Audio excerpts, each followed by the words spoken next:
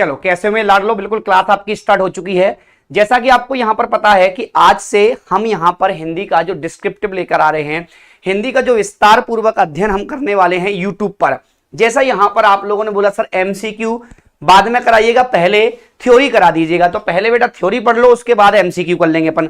सबसे पहले तो इस सेशन को शेयर कर दीजिएगा आप लोग, जितने भी बच्चे लाइव देख रहे हैं हर बच्चे तक ये लिंक शेयर कर दो। आज यहां पर पहला टॉपिक पढ़ने वाले हैं, लेकिन इस पहले टॉपिक में ही आपको बहुत सारी चीजें अपडेट मिलने वाली हैं, हर कंसेप्ट आपको नया मिलने वाला है। ठीक है, चलो हाँ बहुत बढ़िया। हाँ चलो भैया, अब देखो आपको यहां पर जो बिंदु दिया हुआ है, सबसे पहले हम बात करते हैं आज का जो बेटा टॉपिक है आपका, वो कौन सा है, वर्णमाला है।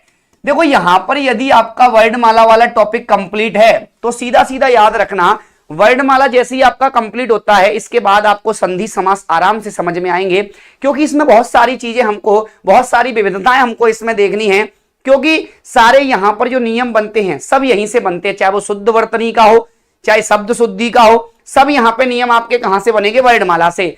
तो बिल्कुल यहां पे सभी लोग समझना, आपको जो दिया हुआ है वर्णमाला, सबसे पहले तो बेटा बात करते हैं कि आखिर जो आपकी वर्णमाला है, वर्णमाला की उत्पत्ति कैसे हुई, वर्णमाला जो है इसकी परिभाषा क्या होती है, आखिर यहां पर जो वर्णमाला है इसमें कितने वर्ण होते हैं, सबसे पहला व्याकरण किसने लिखा, क्योंकि हम आज व्याकरण के ऊपर चर्चा करने वाले हैं। समझना, आपको यहां पर दिया हुआ है वर्णमाला, यदि मैं वर्णमाला की बात करूं बेटा, तो यहां पर ये जो वर्णमाला शब्द है वो यहां पर दो शब्दों से मिलकर बना है, सबसे पहले वर्ण और दूसरा शब्द इसमें आता है माला। क्या आता है बेटा, माला।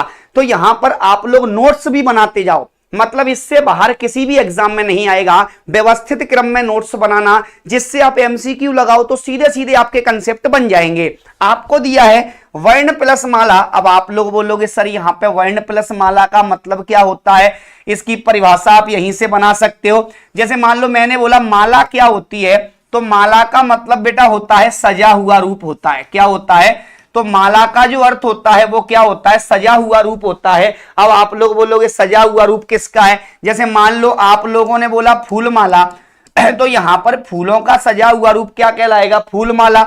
आप लोगों ने यहां पर बोला भैया मोती माला, तो मोतियों का सजा हुआ रूप क्या कहलाएगा, मोती माला। लेकिन व्याकरण इसको नहीं मानता, व्याकरण बोलता है भाई साहब वर्णमाला। तो यहां पर जो वर्णों का सजा हुआ रूप है उसे क्या कहा जाता है, तो उसे बेटा वर्णमाला कहा जाता है। आपकी जो परिभाषा बनेगी वो क्या बनेगी, समझना।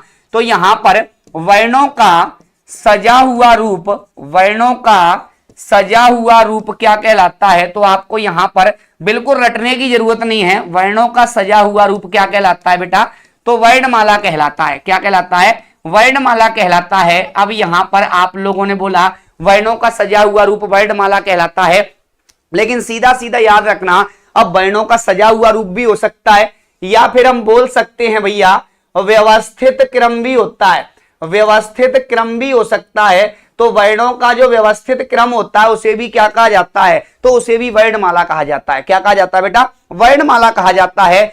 अब बात आती है कि आखिर सर यहां पर जो वर्णमाला है, ये जो वर्णमाला है ये यहां पर किस तरीके से बनी है, सारी चीजों को यहां पर हम समझने वाले हैं एक एक करके।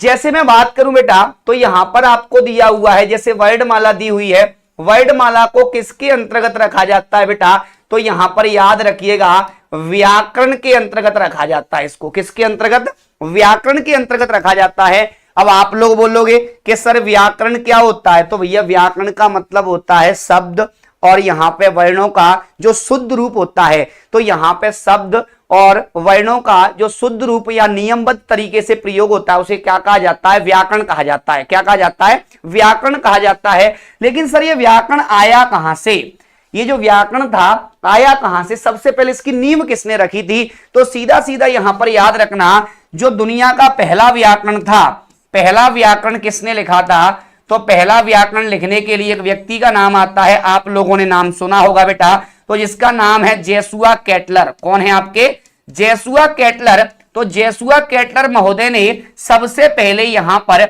1715 ईस्वी में एक ग्रंथ लिखा था जिसका नाम था हिंदी ग्रामर। कौन सा ग्रंथ लिखा था, तो हिंदी ग्रामर की एक रचना की थी। तो रचना भैया किसकी की थी? हिंदी ग्रामर की। तो सबसे पहला दुनिया का व्याकरण किसने लिखा था? तो भैया जेसुआ केटलर ने। आपका क्वेश्चन कई बार पूछ लिया गया है, तो यहां पर सीधा सीधा याद रखिएगा, सबसे पहला व्याकरण किसने लिखा? जेसुआ केटलर ने लिखा था। कब लिखा? तो 1715 में लिखा।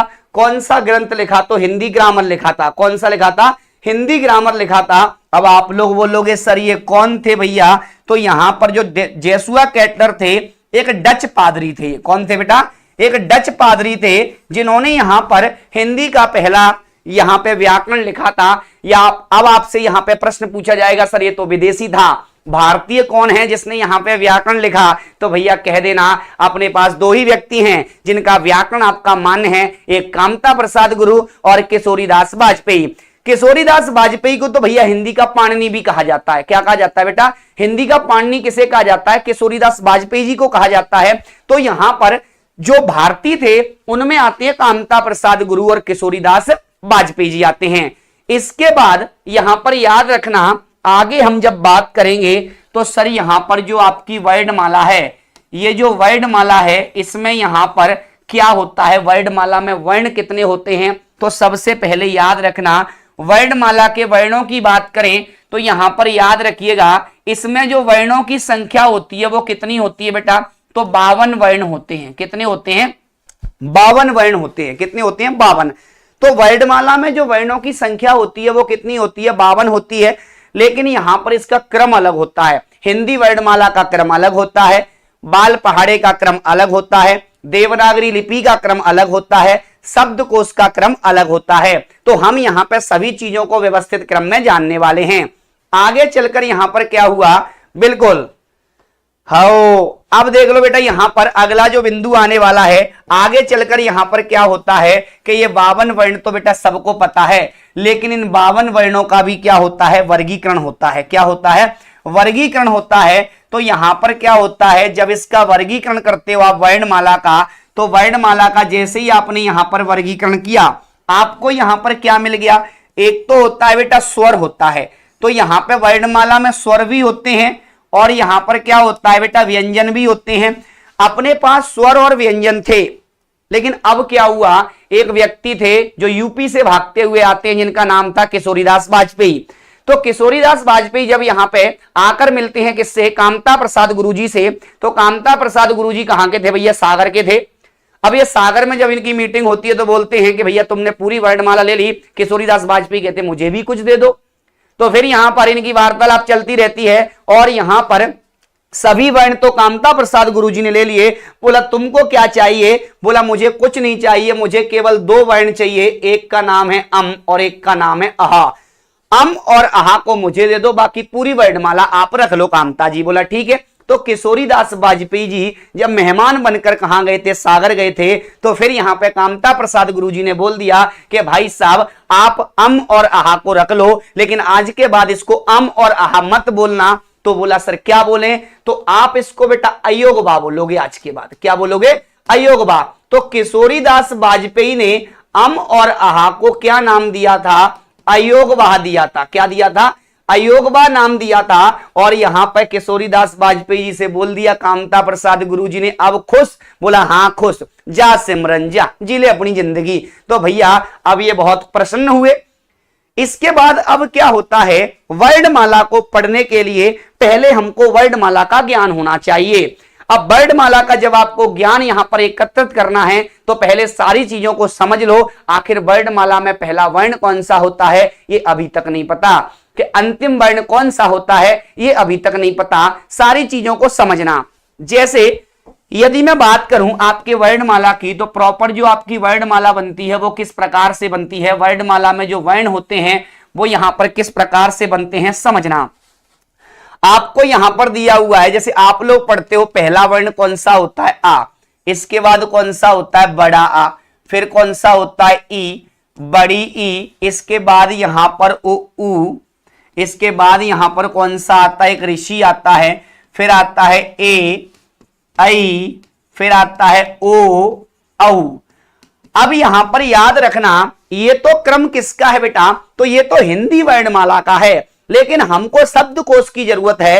हिंदी वर्णमाला को तो सबको यहां पर पता है कि पहला वर्ण कौन सा होता है बेटा, आ होता है। कौन सा होता है? आ। लेकिन हमको आवश्यकता किसकी है? शब्दकोश की, जो हमारे शब्दों को व्यवस्थित क्रम में करेंगे और शब्दों का एक क्रम तैयार करवा देंगे आपका। तो याद रखिएगा, आपको यहां पर यदि शब्दकोश की बात आती है तो बेटा पहला वर्ण कौन सा होता है वर्णमाला का? तो पहला वर्ण होता है बेटा अम होता है, और दूसरा वर्ण कौन सा होता है? आहा। इनके बीच में एक और आ जाता है ओ। कौन सा आ जाता है? ओ आ जाता है, जिसको चंद्रमा बिंदु कहा जाता है। अब यहां पर समझिएगा आप लोग, शब्दकोश का पहला वर्ण कौन सा होता है बेटा? आ होता है। कौन सा होता है? आ होता है। अब लेकिन यहां पर आप लोग आ लगाते हो, आ नहीं होता। आज के बाद आ को भूल जाओ, ये तो हिंदी वर्णमाला का होता है। ये कभी नहीं पूछा जाएगा कि वर्णमाला का पहला वर्ण कौन सा होता है। ये पूछा जाएगा कि शब्दकोश में वर्णमाला का पहला वर्ण कौन सा होता है। तो जवाब से ऐसा प्रश्न पूछा जाएगा तो सीधा सीधा याद रखना, वर्णमाला का पहला वर्ण कौन सा होता है? अम होता है बेटा। कौन सा होता है? अम होता है। इसके बाद यहां पे क्या आता है? आहा। फिर आता है आ, आ, ई, ओ, उ, री, ए, ऐ, ओ, औ। ये यहां तक हो गया। इसके अलावा अब यहां पर देखना, अब क्या होता है भैया, आगे भी वर्ण आते हैं। जैसे आप लोगों ने यहां पे लिखा का, फिर लिखा खा, इसके बाद यहां पर आता है ग, घ, फिर आता है कौन सा? अंगा। इसके बाद यहां पर आपको दिया हुआ है च, छ, ज, झ, इया। इसके बाद दिया हुआ है आपको ट, ठ, ड, ढ और अणा। इसके बाद आपको दिया हुआ है त, थ, द, ध और ना। इसके बाद आपको दिया हुआ है प, फ, व, भ और मा। ये भी यहां पे आपके क्या होते हैं बेटा? व्यंजन वर्ण होते हैं। अब आप लोग बोलोगे सर व्यंजन वर्णों का क्रम क्या होता है शब्दकोश के अनुसार? ये तो यहां पर आपका जो क्रम होता है हिंदी वर्णमाला का होता है, लेकिन आजकल जो प्रश्न चल रहा है वो कौन सा? शब्दकोश के अनुसार चल रहा है। तो शब्दकोश की बेटा बात करूं तो यहां पर याद रखिएगा, इसके बाद आपका कौन सा आता है भैया? या, फिर रा, ला, वा, इसके बाद शाह, फिर शाह, फिर शाह और फिर हा। अब यहां पर मैं वर्णमाला आपकी तैयार कर देता हूं। इस वर्णमाला से आपका कोई भी क्वेश्चन बाहर नहीं जाएगा। तो आपको यहां पर इस तरीके से पढ़ना है ताकि आपका कोई प्रश्न गलत ना हो। समझना, आपका यहां पर का के बाद कभी भी खा नहीं आता। अगर आप लोगों को यहां पर मान लो मैंने शब्द दे दिया, एक दे दिया यहां पे खीर और एक दे दिया मैंने क्षमा, तो ये बताइएगा अगर मैं क्रम इसका लगवाऊं तो पहले नंबर पे कौन सा आएगा? तो तुम लोग तो बोल दोगे पहले खीर आएगा फिर क्षमा आएगा, लेकिन ये गलत है। पहले कौन सा आएगा बेटा? क्षमा आएगा, फिर आपका खीर आएगा। क्यों आएगा? समझ लो भैया कैसे आएगा। तो आपका जो यहां पर वर्ण दिया हुआ है का के बाद क्या आता है बेटा? छा आता है। का के बाद क्या आता है? छा। इसके बाद यहां पे जा के बाद क्या आता है बेटा? ज्ञा। इसके बाद ता के बाद क्या आता है? त्रा। इसके बाद सा के बाद क्या आता है? श्रा। अब समझना, आपका एक प्रश्न आया था, इस बार पीएससी में भी आ चुका है प्रश्न। समझना, आपसे पूछा जाएगा कि ये बताइए जो वर्णमाला होती है आपकी, तो शब्दकोश में वर्णमाला का पहला वर्ण कौन सा होता है? तो अंग होता है। पहला वर्ण कौन सा होता है बेटा? अंग। और अंतिम वर्ण कौन सा होता है? तो हा होता है। अंतिम वर्ण क्या होता है? हा होता है। याद रखिएगा, आपसे जब भी यह प्रश्न पूछा जाएगा पहला वर्ण कौन सा हो गया? अंग, तो अंतिम वर्ण कौन सा हो गया? हा हो गया। लेकिन वो शब्द समूह पूछेगा तो शब्द समूह में अंतिम कौन सा होता है? श्रा होता है। क्या होता है? श्रा होता है। क्लियर है बात यहां तक? बिल्कुल। ये आपकी बनती है वर्णमाला। अब भैया वर्णमाला पढ़ना है, इसके क्रम को अगर तैयार करना है तो यहां पर बहुत सारे पहलुओं को भी ध्यान में रखना पड़ेगा। जैसे ये आपकी वर्णमाला हो गई बेटा। अब यहां पर इसके पहलू क्या क्या आते हैं? तो सबसे पहले यहां पर कुछ आप बिंदु नोट कर लीजिएगा जो एग्जाम में हमेशा आपको विचलित करते हैं और भ्रमित भी करते हैं। जैसे पहला बिंदु आता है, आपसे पूछा जाएगा कि हिंदी वर्णमाला का पहला वर्ण, हिंदी वर्णमाला का पहला वर्ण कौन सा है? इसके बाद यहां पे दूसरा प्रश्न आएगा कि ये बताइएगा देवनागरी का पहला वर्ण कौन सा है? देवनागरी का पहला वर्ण कौन सा है? तो देवनागरी लिपि का पहला वर्ण कौन सा होता है? तीसरा आता है भैया कि बाल पहाड़े का पहला वर्ण कौन सा होता है, बाल पहाड़े का पहला वर्ण कौन सा होता है। इसके बाद यहां पर अगला क्वेश्चन आता है कि ये बताइएगा शब्दकोश का पहला वर्ण कौन सा होता है, शब्दकोश का पहला वर्ण कौन सा होता है। तो ये आपके समकक्ष बेटा प्रश्न रहेंगे, इन प्रश्नों से आपको रूबरू होना है। लेकिन यहां पर पहले समझ लो आप लोग, आपको यहां पर दिया है हिंदी वर्णमाला का पूछेगा तो भैया पहला वर्ण कौन सा होता है, आ होता है। कौन सा होता है, आ। अगर आपसे पूछा जाएगा देवनागरी का तो भी क्या लगाना है, आ। बाल पहाड़े का पूछा जाए तो भी क्या लगाना है, आ। लेकिन आपसे पूछा शब्दकोश का तो बेटा शब्दकोश का पहला वर्ण कौन सा होता है, अंग होता है। क्या होता है, अंग होता है। क्लियर है बात, बिल्कुल। तो यहां पर सीधा सीधा याद रखना, आपसे पूछा जाएगा कि भैया ये बताइएगा शब्दकोश का पहला वर्ण कौन सा होता है, तो अंग होता है। क्या होता है बेटा, अंग होता है। इसके बाद यहां पर शब्दकोश की बात करूं तो इसका अंतिम वर्ण कौन सा होता है बेटा, तो याद रखना लाडलो, अंतिम वर्ण होता है हा। और इन सभी का अंतिम वर्ण होता है ज्ञा। क्या होता है, ज्ञा होता है। क्लियर है बात यहां पर, बिल्कुल।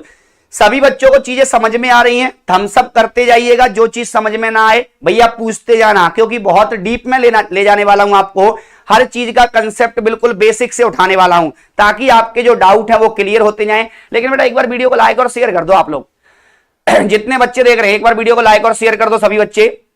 हाँ, दिल से लाइक और शेयर करना आप लोग, ठीक है चलो बहुत बढ़िया।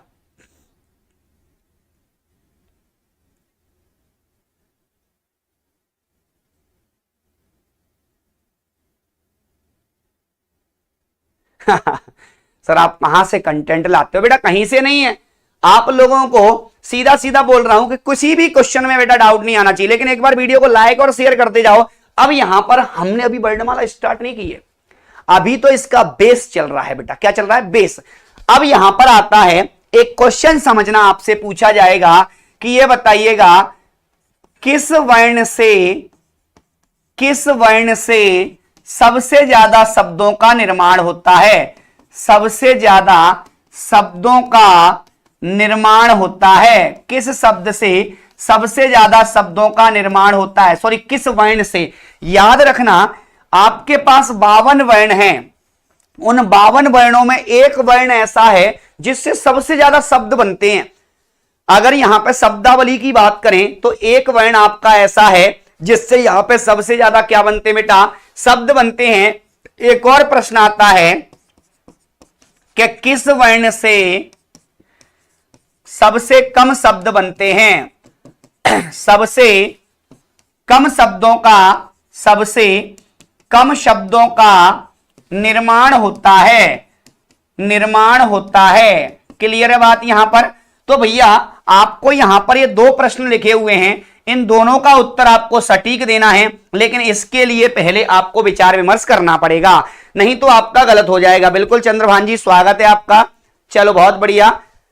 हाँ, आदर्श, कविता, अनीता, राशमी, सभी का स्वागत है बेटा। जितने बच्चे देख रहे हैं आप लोग वीडियो को लाइक और शेयर करते जाओ। ये रहा प्रश्न सबसे खतरनाक, जो आपका जिस दिन आ गया समझ लेना आपके पता हवाइयां उड़ जाएंगी, चेहरे का कंसेप्ट बदल जाएगा। क्योंकि ये प्रश्न आपको देखने में बड़ा सरल लग रहा है, लेकिन है बड़ा खतरनाक। ठीक है, चलो आपको यहां पे दिया है ऐसा कौन सा वर्ण है जिससे सबसे ज्यादा शब्द बनते हैं, तो आंसर लगाना आ। आ एक ऐसा वर्ण है जिससे सबसे ज्यादा शब्दों का निर्माण होता है। और यहां पे जो ऋषि है, ऋषि एक ऐसा वर्ण है जिससे शब्दावली में सबसे कम शब्द बनते हैं। मतलब आपने ऋषि से ज्यादा शब्दों का निर्माण नहीं देखा होगा। ऋषि एक यहां पर ऐसा आपका वर्ण है जिससे सबसे कम शब्द बनते हैं, लेकिन जो आ है इससे बेटा सबसे ज्यादा शब्दों का क्या होता है, निर्माण होता है। क्या होता है, निर्माण होता है। बात समझ में आ रही सभी को? चलो बहुत बढ़िया, सभी का स्वागत है बेटा। हाँ चलो आगे बढ़े। ये समझ में आ गया सभी को? एक बार थम्स अप कर दिया करो यार आप लोग। जितने बच्चे देख रहे हैं ना, पूरा कंटेंट पढ़ा दूंगा मैं। 60 दिन में 60 टॉपिक खत्म। अब देखते हैं, आगे बढ़ते हैं। अब यहां पर बेटा वर्णमाला को यदि हमको पढ़ना है तो वर्णमाला को पढ़ने से पहले हमको 2-4 चीजें और पढ़ना है। जैसे जो वर्णमाला होती है उसको जब आप पढ़ते हो भैया, तो जब भी आप यहां पे पढ़ते हो तो सबसे पहले क्या होता है, ध्वनि पढ़ते हैं। इसके बाद आप लोग यहां पे वर्ण पढ़ते हो।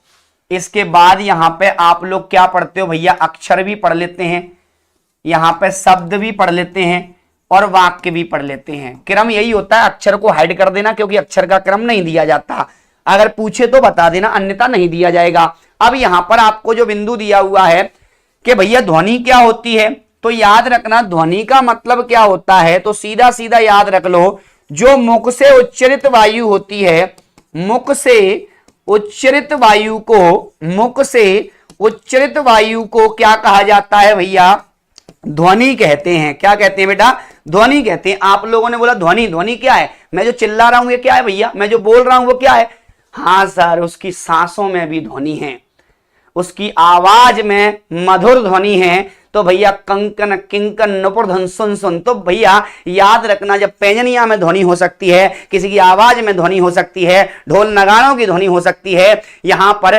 बिजली की गड़गड़ाहट की ध्वनि हो सकती है, तो भैया हर चीज में ध्वनि होती है। मुख से जब तक हवा नहीं निकलेगी तब तक ध्वनि नहीं आएगी। चंद्रमा पे पहुंच जाओ, ऑक्सीजन लेवल खत्म, वहां ध्वनि का कंसेप्ट खत्म। आप बगल में चिल्लाते रहना भाई साहब सुन लो, तो वो नहीं सुनेगा, क्योंकि जहां पे वातावरण होगा वहीं पे ध्वनि होती है। तो आपको सीधा सीधा याद रखना, आपको जब भी यहां पे बिंदु दिया जाएगा ध्वनि क्या होती है, तो मुख से जो उच्चरित वायु होती है उसे क्या कहा जाता है, ध्वनि कहा जाता है। क्या कहा जाता है, ध्वनि। अब आप लोग पूछोगे ध्वनि का यहां पे जो स्वरूप होता है वो भाषा के किस रूप में प्रयुक्त होता है, तो यहां पे जो ध्वनि होती है, जो ध्वनि होती है ये यहां पर भाषा का मौखिक रूप है। ध्वनि भाषा की मौखिक इकाई है। कौन सी इकाई है बेटा, मौखिक इकाई है। लेकिन मौखिक इकाई में भी कौन सी, तो सबसे छोटी इकाई भी इसको कहा जाता है। आपसे पूछा जाएगा कि ये बताइएगा भाषा की सबसे छोटी मौखिक इकाई कौन सी है, तो भैया ध्वनि लगा देना। कौन सी लगा देना, ध्वनि लगा देना। अब यहां पर आपसे पूछा जाएगा कि जो मौखिक इकाई होती है, तो बच्चे की सबसे पहली जो भाषा होती है वो कौन सी होती है, मौखिक। इसका प्रयोग कहां होता है, तो इसका प्रयोग होता है विचारों का आदान प्रदान जब किया जाता है, सामने बैठकर साक्षात्कार में इसका प्रयोग किया जाता है। तो यहां पर भी कौन सी ध्वनि होती है बेटा, तो वो भी आपकी यहां पर मौखिक इकाई होती है या मौखिक भाषा होती है। इसके बाद यहां पर समझना, अब आती है बात पते की, वर्ण। बोला सर ये वर्ण क्या होते हैं, अरे भैया समझ लो, आज तक दो चीजें तो समझ में नहीं आई, वर्ण और अक्षर होता क्या है, मामला क्लियर कर देंगे आज। आज सारे मामले क्लियर हो जाएंगे बेटा, बिल्कुल। आप लोग तो यहां पर दबा के कंटेंट पढ़ लो, जितना पचा सकते हो पढ़ लो। इसमें यहां पर जो भी बच्चे हैं बेटा वो सब पढ़ लो, लेकिन याद रखना कोई क्वेश्चन गलत मत करके आना, क्योंकि वर्णमाला अगर मुझसे पढ़ी है उसके बाद भी क्वेश्चन गलत कर रहे हो तो भैया कसम बहुत मारूंगा तुम लोगों को। देखो इधर आपको यहां पर दिया हुआ है वर्ण क्या होते हैं। वर्ण की मैं बात करता हूं तो वर्ण क्या होते हैं, जो ध्वनि होती। अभी तक मैं बोल रहा था, मैंने बोला किसी को समझ में आई मेरी भाषा, किसी को नहीं आई। तुम लोगों तो आई जाती है, हाँ सर आपकी भाषा क्यों नहीं समझ में आएगी। लेकिन मान लो कोई ऐसा बच्चा जिसको भाषा मेरी समझ में नहीं आ रही, तो अब क्या होगा, जो ध्वनि है मैं उसको लिख दूंगा। मैंने बोला अ आ ए ओ उ, मैं बोल रहा हूं, जब मैं बोल रहा हूं तो उसे क्या कहा जाएगा, ध्वनि। लेकिन मैंने बोला अब भैया मुझे बोलना नहीं है, अब तो मुझे सीधा लिखना है, तो मैंने यहां पर क्या लिखा, आ आ ए ई। अब ये जो लिख दिया है ना बिंदु, ये क्या कहलाएंगे, ये वर्ण कहलाएंगे। क्योंकि ध्वनि यहां पर क्या होती है भैया, ध्वनि कभी दिखती नहीं है, ध्वनि आपकी दिखती नहीं है, केवल महसूस होती है। तो जो ध्वनि होती है बेटा वो दिखती नहीं है, सीधा सीधा याद रखना। और यहां पर जो आपका वर्ण होता है वो दिखता है, और जब यहां पर आप लोगों को ये वर्ण दिखता है तो सीधा सीधा याद रखना वर्ण की परिभाषा क्या बनेगी। तो आप लोग याद रखना, ध्वनि के लिखित रूप को, किसको बेटा, ध्वनि के लिखित रूप को क्या कहते हैं, वर्ण कहते हैं। क्या कहते हैं, वर्ण कहते हैं। तो सीधा सीधा आप लोगों को याद रखना है, जो ध्वनि का लिखित रूप होता है उसे क्या कहा जाता है, वर्ण कहा जाता है। अब यहां पर याद रखना, जो वर्ण होते हैं, वर्ण क्या होते हैं बेटा, अखंडनीय होते हैं। कैसे होते हैं, अखंडनीय होते हैं। तो यहां पर जो वर्ण होते हैं वो क्या होते हैं बेटा, अखंडनीय होते हैं। जैसे मान लो मैंने यहां पे का लिखा, ये वर्ण है बेटा। आप लोग जो का लिखते हो ये आपका अक्षर है, जिसमें हलंत लगा है वो वर्ण है, और जब यहां पे हलंत नहीं लगा तो उसे क्या कहा जाएगा, सॉरी, जिसमें हलंत लगा है वो कौन सा है, वर्ण, और जिसमें स्वर है, हलंत नहीं है, क्योंकि इसको तो आप तोड़ सकते हो ना का प्लस आ में, लेकिन क्या आप इसको तोड़ सकते हो? क्या आ का कोई तोड़ हो सकता है? नहीं हो सकता। तो जब आ का कोई तोड़ नहीं है तो याद रखना ये क्या हो जाएगा, इसका खंडन नहीं हो सकता, और जब यहां पर खंडन नहीं होगा तो सीधा सीधा याद रखना उसे अखंडनीय इकाई कहा जाएगा। क्या कहा जाएगा? अखंडनीय इकाई कहा जाएगा। इसके अलावा एक और चीज याद रखना, जो वर्ण होते हैं ये भाषा की कौन सी इकाई है बेटा? लिखित इकाई है। कौन सी है? तो इसे भाषा की लिखित इकाई कहा जाता है। इसे यहां पर छोटी लिखित इकाई भी कहा जाता है। क्या कहा जाता है? छोटी लिखित इकाई भी कहा जाता है। छोटी लिखित इकाई भी कहा जाता है। अब प्रश्न देखो आपको कहां फंसाएगा बेटा, वो समझ लो, ठीक है? हाँ चलो, अब यहां पर बेटा याद रखिएगा, आपको जो बिंदु दिया हुआ है आपसे पूछा जाएगा कि ये बताइएगा भाषा की सबसे छोटी इकाई कौन सी है? तो आप लोग लगाओगे ध्वनि। नहीं, ध्वनि मौखिक है, वर्ण लिखित है, लेकिन आपसे डायरेक्टली पूछ लिया जाए कि भाषा की सबसे छोटी इकाई, ना तो मौखिक दिया ना लिखित दिया, तो सीधा सूंघ के लगा देना, वर्ण कहा जाता है उसे। भाषा की सबसे छोटी इकाई को क्या कहा जाता है? वर्ण। लिखित इकाई भी वर्ण है, मौखिक आपकी ध्वनि हो जाएगी। क्लियर है? हाँ बिल्कुल। अब यहां पर देखना, इसके बाद में बेटा बात करता हूं, तो अगला जो बिंदु आता है वो थोड़ा समझना। आपका एक बिंदु आता है जिसका नाम है बेटा अक्षर। कौन सा है? अक्षर। अब यहां पे आप लोग बोलोगे सर ये अक्षर क्या होता है? तो अक्षर का मतलब होता है, इसको तोड़ोगे तो आप यहां पे उपसर्ग आ जाएगा, क्षर यहां पे आपका मूल शब्द आ जाएगा। आ का मतलब होता है नहीं, और क्षर का मतलब होता है नष्ट होना, या यहां पे क्षरण होना। अब देखो, जिसका क्षरण नहीं होता, जो नष्ट नहीं होता, उसे क्या कहा जाता है? सर हमने हाँ भी केवल 4 दिन आपकी क्लास देखकर वर्ग एक फर्स्ट राउंड पास किया। अरे भैया बहुत बढ़िया। हाँ हम तो, कोई दिक्कत नहीं है बेटा, जो भी बच्चे हैं आप लोग सीधा सीधा याद रखना, मेरे सारे लेक्चर्स तांडव क्लासेस पे रहेंगे। आपके पास लिंक नहीं आ पाती है, चैनल को सब्सक्राइब कर लो, और जिसको पेड कोर्स लेना है बेटा वर्ग 1 का, वर्ग 2 का, तो तांडव क्लास का एप्लीकेशन डाउनलोड कर लो आप लोग, ठीक है? और याद रखना, सर्वर ईरर की वजह से बहुत सारे बच्चे कोर्स नहीं ले पाए थे, तो जो बेटा ऑफर था वो 5 तारीख तक बढ़ा दिया गया है। मतलब यहां पे 3 दिन तक सर्वर आपका नहीं चल रहा था, तो आपका जो डेट है बेटा ऑफर की वो 5 तारीख तक है। याद रखिएगा 5 जून तक आप कोर्स परचेस कर सकते हो ऑफर में, ठीक है? 5 जून के बाद यहां पर आपकी डेट बढ़ जाएगी। क्लियर है बात? हाँ, एमपी डेट कब आएगा? लो भैया, वर्ग 2 तो यहां पर रिजल्ट तो आने दो पहले। हाँ 3 कब आएगा? 3 को अपन समझ लेंगे बेटा, ठीक है? हाँ 3 को अपन समझ लेंगे जी। चलो अब यहां पर देखना, आपको दिया हुआ है जो अक्षर होता है तो इसकी परिभाषा क्या होती है? तो सीधा सीधा याद रखना, स्वर सहित वर्ण को अक्षर कहते हैं। स्वर सहित वर्ण को क्या कहते हैं? अक्षर कहते हैं। और यहां पर याद रखिएगा, जो बेटा अक्षर होता है, अक्षर के कितने भेद होते हैं? तो सीधा सीधा याद रखना, इसके 2 भेद होते हैं। कितने होते हैं? 2 भेद होते हैं। अब आप लोग बोलोगे यहां पर जो अक्षर होता है स्वर सहित कैसे? जैसे मान लो मैंने लिखा का और एक मैंने लिखा यहां पर का। अब आपके पास ये 2 वर्ण है बेटा, जैसे ही आपके पास 2 वर्ण लिखे हुए हैं तो इसमें स्वर आ रहा है, मतलब इसे आप लोग क्या कहोगे? अक्षर कहोगे। और यहां पे स्वर नहीं आ रहा, मतलब हलंत आ रहा है, तो इसे आप लोग क्या कहोगे बेटा? वर्ण कहेंगे। क्या कहेंगे? वर्ण कहोगे। इसके अलावा एक और चीज आप लोग याद रखना, जो आपका अक्षर होता है, जो आपका यहां पर अक्षर होता है, यदि मैं इसकी बात करूं तो इसका एक और बिंदु आता है, वो क्या आता है? समझना, अक्षर जो आपका होता है, सभी स्वर, जितने भी स्वर हैं बेटा 11 स्वर हैं, सभी स्वर वर्ण और अक्षर दोनों होते हैं। वर्ण और अक्षर दोनों होते हैं, मतलब सभी स्वर वर्ण भी हैं बेटा और सभी स्वर अक्षर भी हैं। ये चीज नोट डाउन कर लो आप लोग कहीं पर, ये चीज बेटा नोट डाउन कर लो आप लोग कि सभी स्वर वर्ण भी होते हैं और सभी स्वर अक्षर भी होते हैं। लेकिन व्यंजन में जहां हलंत लगा है, जैसे ये मैंने यहां पर मान लो व्यंजन में बेटा लिखा ग और यहां पे लिखा ग, तो याद रखना ये तो क्या कहलाएगा बेटा? जिसमें स्वर आ रहा है, क्योंकि आप इसको तोड़ोगे तो ये क्या बनेगा? गा प्लस आ बनेगा, ठीक है, तो यहां पर सीधा सीधा याद रखना, जब भी आपको ये बिंदु दिया जाएगा आपको यहां पर क्या आएगा, ये ग प्लस आ, और यहां पर ये क्या, ये टूटेगा ही नहीं, अखंडनी है। तो जो अखंडनी इकाई होती है उसे क्या कहा जाता है, वर्ण कहा जाता है बेटा, क्या कहा जाता है, वर्ण कहा जाता है। क्लियर है, बिल्कुल। 2018 वाले भी चयन परीक्षा देंगे, बिल्कुल देंगे भैया। हाँ, वर्ग 1 पास हो जाएंगे सभी लोग बेटा, पास हो जाओगे, हिंदी में कोई फेल नहीं है वर्ग 1 में। अब देखो अक्षर के दो भेद होते हैं बेटा, एक तो आपने पढ़ा होगा, एक होता है इसमें मुक्ताक्षर और एक होता है यहां पर कौन सा बेटा, बुद्धाक्षर होता है। कौन सा होता है, बुद्धाक्षर।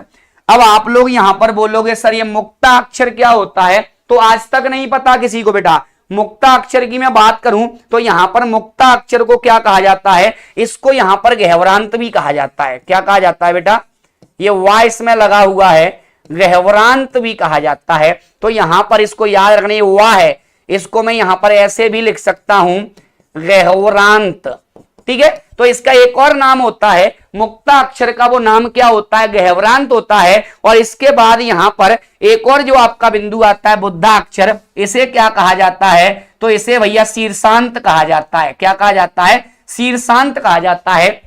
तो आपसे सीधा सीधा पूछा जाएगा, बिल्कुल आपसे सीधा सीधा पूछा जाएगा कि ये बताइए अक्षर के कितने भेद, दो। कौन कौन सा, मुक्ताक्षर बुद्धाक्षर। मुक्ता नाम नहीं देगा तो भैया ये गह्वरांत देगा, ठीक है। बुद्धा नहीं देगा तो बुद्ध, भैया बुद्धि तभी आएगी जब शीर्षक का पता चलेगा। तो इसे यहां पे शीर्षांत भी कहा जाता है। क्या कहा जाता है बेटा, शीर्षांत भी कहा जाता है। बात समझ में आ गई सभी को। लेकिन हमको ये तो पता होना चाहिए कि भैया आखिर है क्या ये मुद्दा, मुक्ताक्षर है क्या। तो मुक्ताक्षर की मैं बात करूं तो यहां पर याद रखना, जब शब्द के अंत में हलंत आता है, हलंत आता है तो उसे क्या कहा जाता है भैया, मुक्ताक्षर कहा जाता है। अब आप लोग बोलोगे सर शब्द के अंत में हलंत आ रहा है, ठीक है, या शब्द के अंत में यहां पर क्या हो, व्यंजन हो, तो याद रखना उसे क्या कहा जाता है, मुक्ताक्षर कहा जाता है। क्या कहा जाता है, मुक्ताक्षर। और यहां पर क्या होगा बुद्धाक्षर में, जब भैया शब्द के अंत में स्वर हो, क्या हो बेटा, स्वर हो, मतलब कोई स्वर वर्ण अंत में हो तो उसे क्या कहा जाएगा, बुद्धाक्षर। और जब व्यंजन हो तो उसे क्या कहा जाएगा, मुक्ताक्षर। बिल्कुल, हाँ चलो भैया जो भी करना है तुम कर लो, कोई दिक्कत नहीं है बेटा।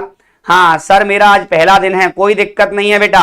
आपको यहां पर ऐसा कंसेप्ट बताने वाला हूं कि आप जीवन भर नहीं भूल पाओगे बेटा। कुछ भी नहीं मिलेगा किसी किताब में, मैं बोल तो रहा हूं 100 किताबों का मटेरियल आपको यहां पर एक रजिस्टर में 4 पेज में इंक्लूड करवा दूंगा। बस आप लोग लाइव देखते रहो, जितने बच्चे हैं 60 दिन का समय दे दो और आप लोग भैया कहीं पर भी चले जाओ, आंख बंद करके सूंघ के क्वेश्चन लगाएंगे। कैसे, सूंघ के।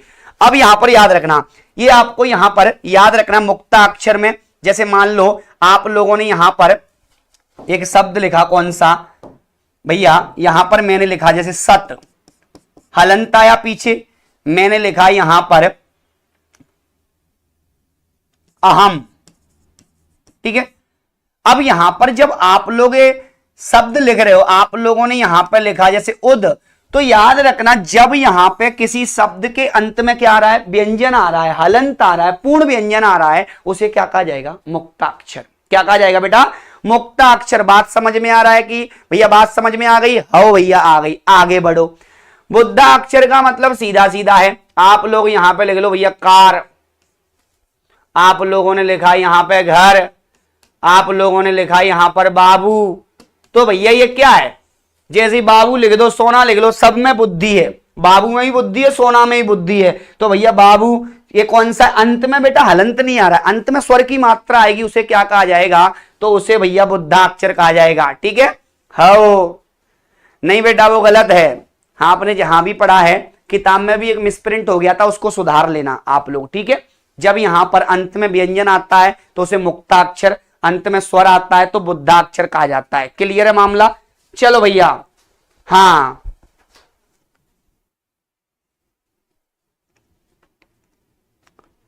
जी बिल्कुल, एक बार बेटा वीडियो को लाइक और शेयर कर दो, आप लोग सभी बच्चे लाइक और शेयर कर दो।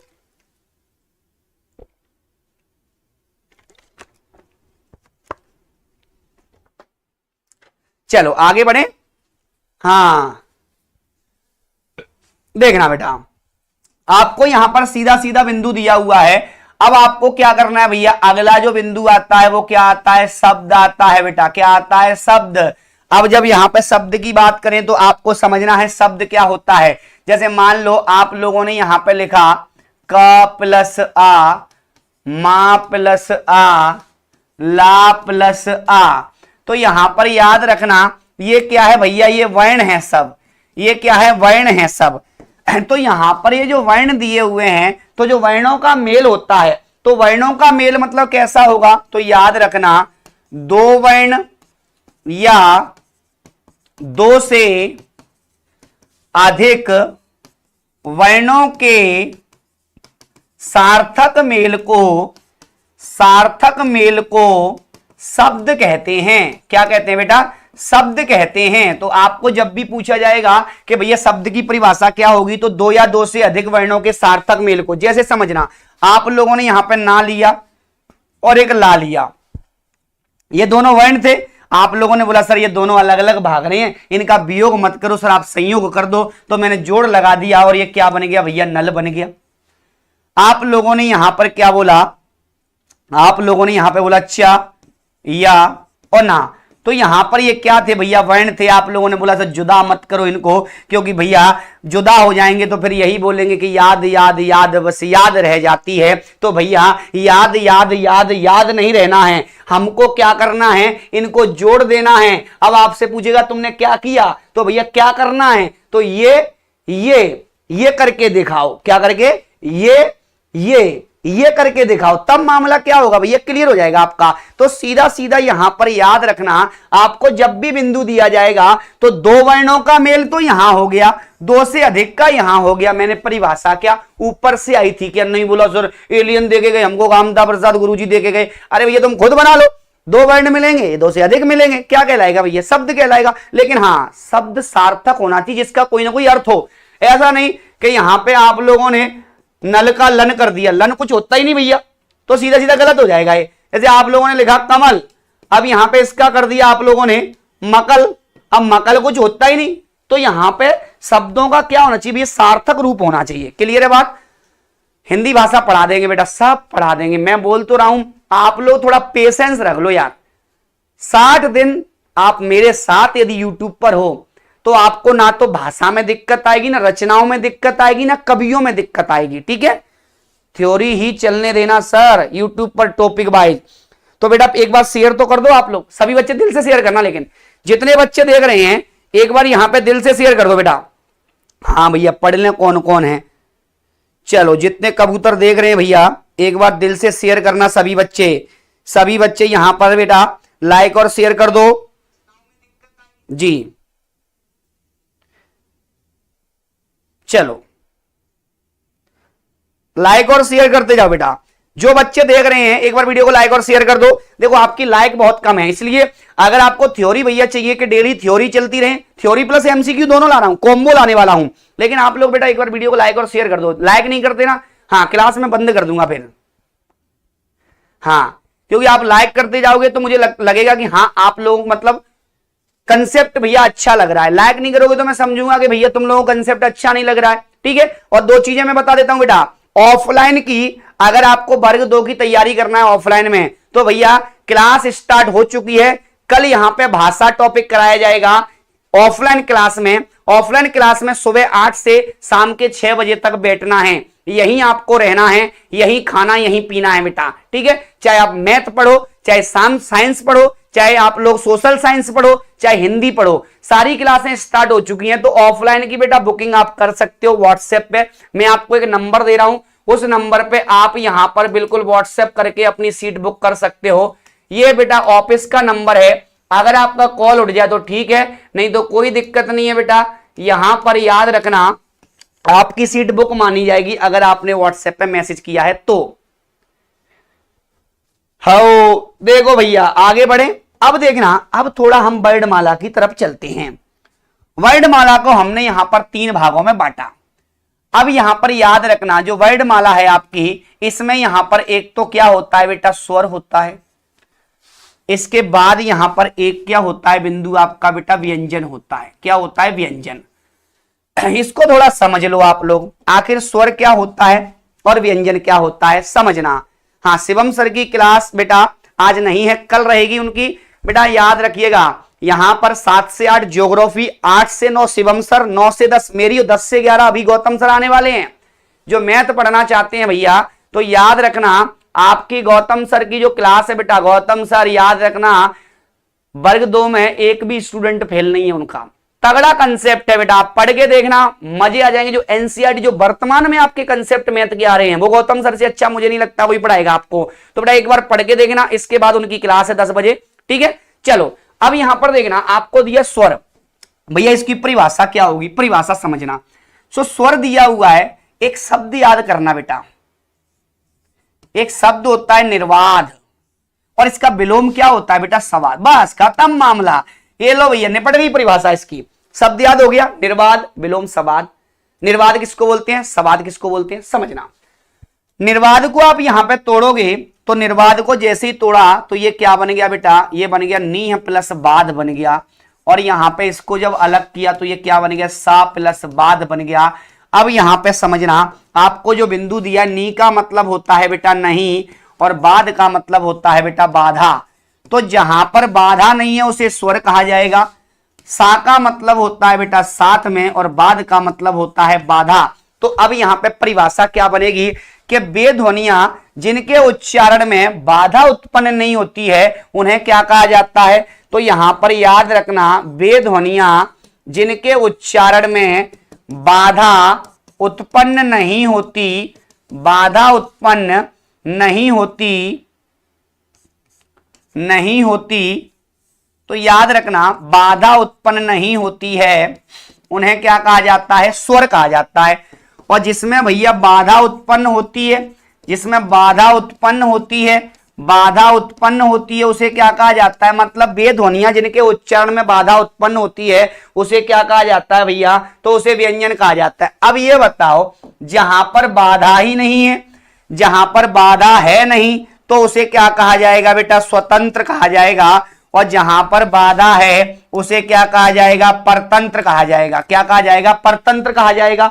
तो याद रखना, वे ध्वनियां जो स्वतंत्र अवस्था में बोली जाती हैं उनको क्या कहा जाता है, तो उनको भैया स्वर कहा जाता है। तो स्वतंत्र अवस्था में बोली जाने वाली ध्वनियों को ही क्या कहा जाता है, स्वर कहा जाता है। और वे ध्वनियां जो स्वर के साथ बोली जाती हैं, स्वर के साथ बोलने वाली ध्वनियों को क्या कहा जाता है, बोलने वाली ध्वनियों को क्या कहा जाता है, तो याद रखना उसे कहा जाता है व्यंजन। जैसे समझना, आपको यहां पर क्या दिया है, आ, इसमें किसी का साथ की आवश्यकता नहीं है, लेकिन आपने बोला पा, तो पा में बेटा क्या छिपा हुआ है, आ, तो ये स्वर के साथ है।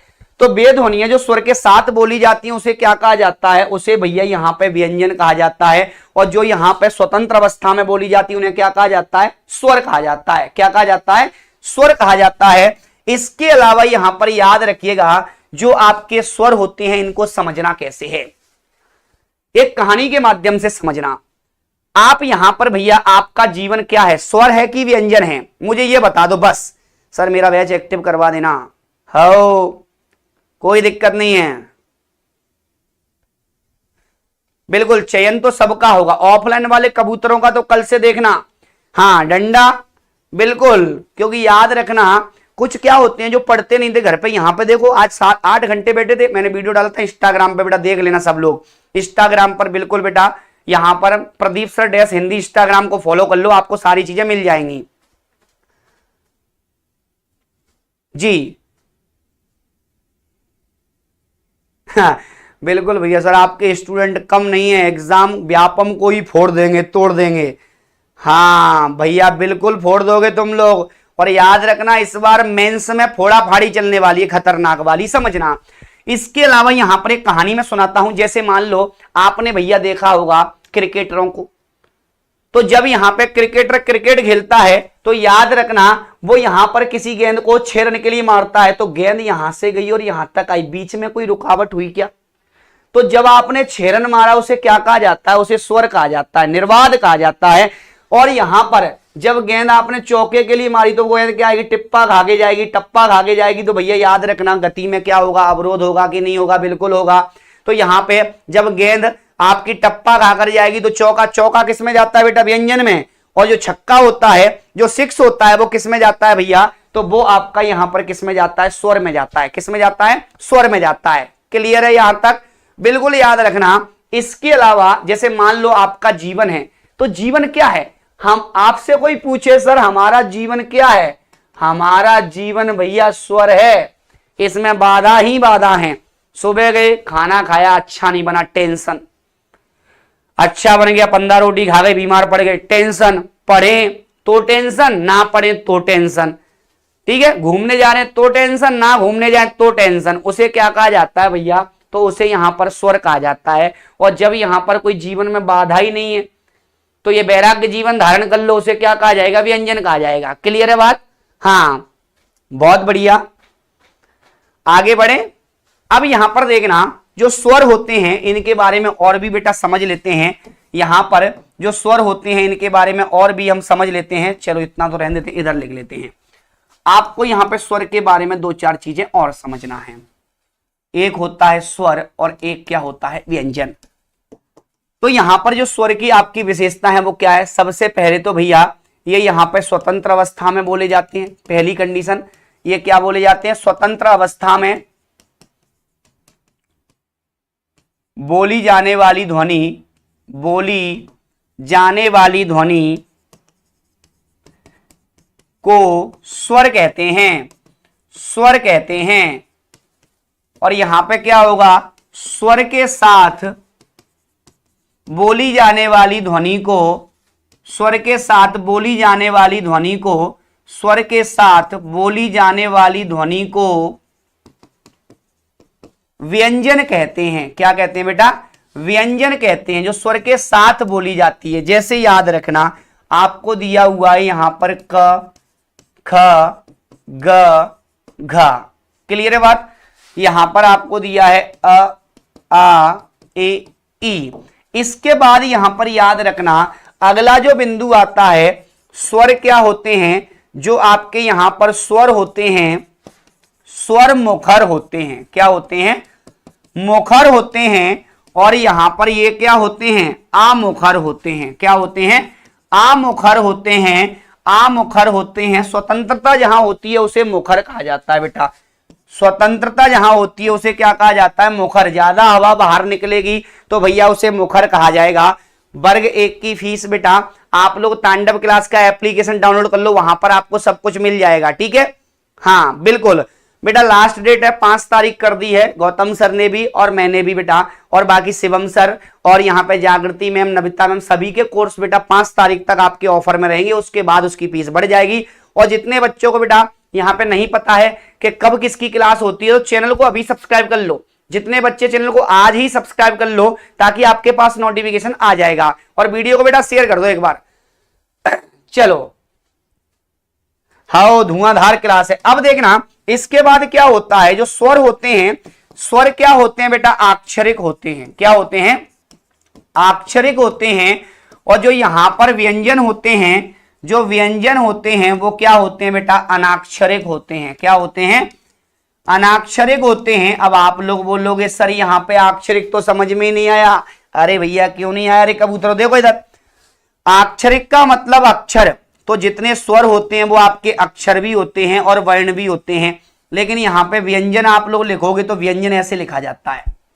आप लोगों का जो व्यंजन है वो पूर्ण व्यंजन यही होता है, लेकिन अनाक्षरिक होता है, ये अक्षर नहीं होता। क्लियर है बात? चलो भैया, हाँ सर मेंस एग्जाम में कितने मार्क्स लाने होंगे बेटा? याद रखना 80 प्लस करना होगा, और उसके लिए कम से कम 10-12 घंटे पढ़ना पड़ेगा आज से। इसके बाद यहां पर याद रखना अगला जो कंसेप्ट आता है वो क्या है? आपसे क्वेश्चन आएगा, पहला क्वेश्चन कि ये बताइएगा स्वरों की संख्या कितनी होती है? स्वरों की संख्या। दूसरा प्रश्न आएगा मात्रा के आधार पर स्वरों की संख्या, तो मात्रा के आधार पर स्वरों की संख्या। तीसरा प्रश्न आएगा बेटा, तो तीसरा आएगा भैया ये बताइएगा कुल स्वर कितने होते हैं? कुल स्वर की संख्या यहां पर कितनी होती है? कुल स्वरों की संख्या यहां पर कितनी होती है? तो आपको यहां पर बताना है। 3 प्रश्न आपके समकक्ष हैं, लेकिन आपको यहां पर मैं पहले बता देता हूं। जैसे आपके पास यहां पर ये वर्ण लिखे हुए हैं बेटा, तो स्वर लिखे हुए हैं, बिल्कुल एनसीईआरटी से आएगा, बिल्कुल आएगा बेटा। टेलीग्राम पर पीडीएफ मिल जाएगी, डल चुकी है 2 पीडीएफ। तो तांडव क्लासेस का टेलीग्राम आप लोग डाउनलोड कर लें बेटा। तो टेलीग्राम चैनल को, बिल्कुल टेलीग्राम चैनल आप लोगों को यहां पर ज्वाइन करना है। टेलीग्राम आप लोग प्ले स्टोर से डाउनलोड कर लेना जो नहीं चलाते हैं। बाकी आप लोग सीधा ज्वाइन कर लो, तांडव क्लासेस के नाम से होगा, उसमें आपको पीडीएफ, वीडियो की लिंक सब मिल जाएगी, बिल्कुल ज्वाइन कर सकते हो जो भी बच्चा है। हाँ, अब यहां पर आपको दिया हुआ है, तो ये दिया हुआ है आ से लेके कहां तक भैया, औ तक दिया है। कहां तक दिया है, औ तक। तो आ से औ तक जो संख्या होती है वो कितनी होती है भैया, तो याद रखना वो होती है 11। तो स्वरों की संख्या सीधा सीधा पूछा जाए तो 11, कुल पूछा जाए तो बेटा 13, अंग और हा जुड़ गया। लेकिन मात्रा के आधार पर 10 होती है, क्योंकि मात्रा ना तो छोटे आ की होती है, ना अंक की लेते हैं, ना आहा की। तो ये 3 हटा दो, कितना बच गया भैया, 10। 13 में से 3 गया, कितना बचा, 10 बचा। क्लियर है? हाँ,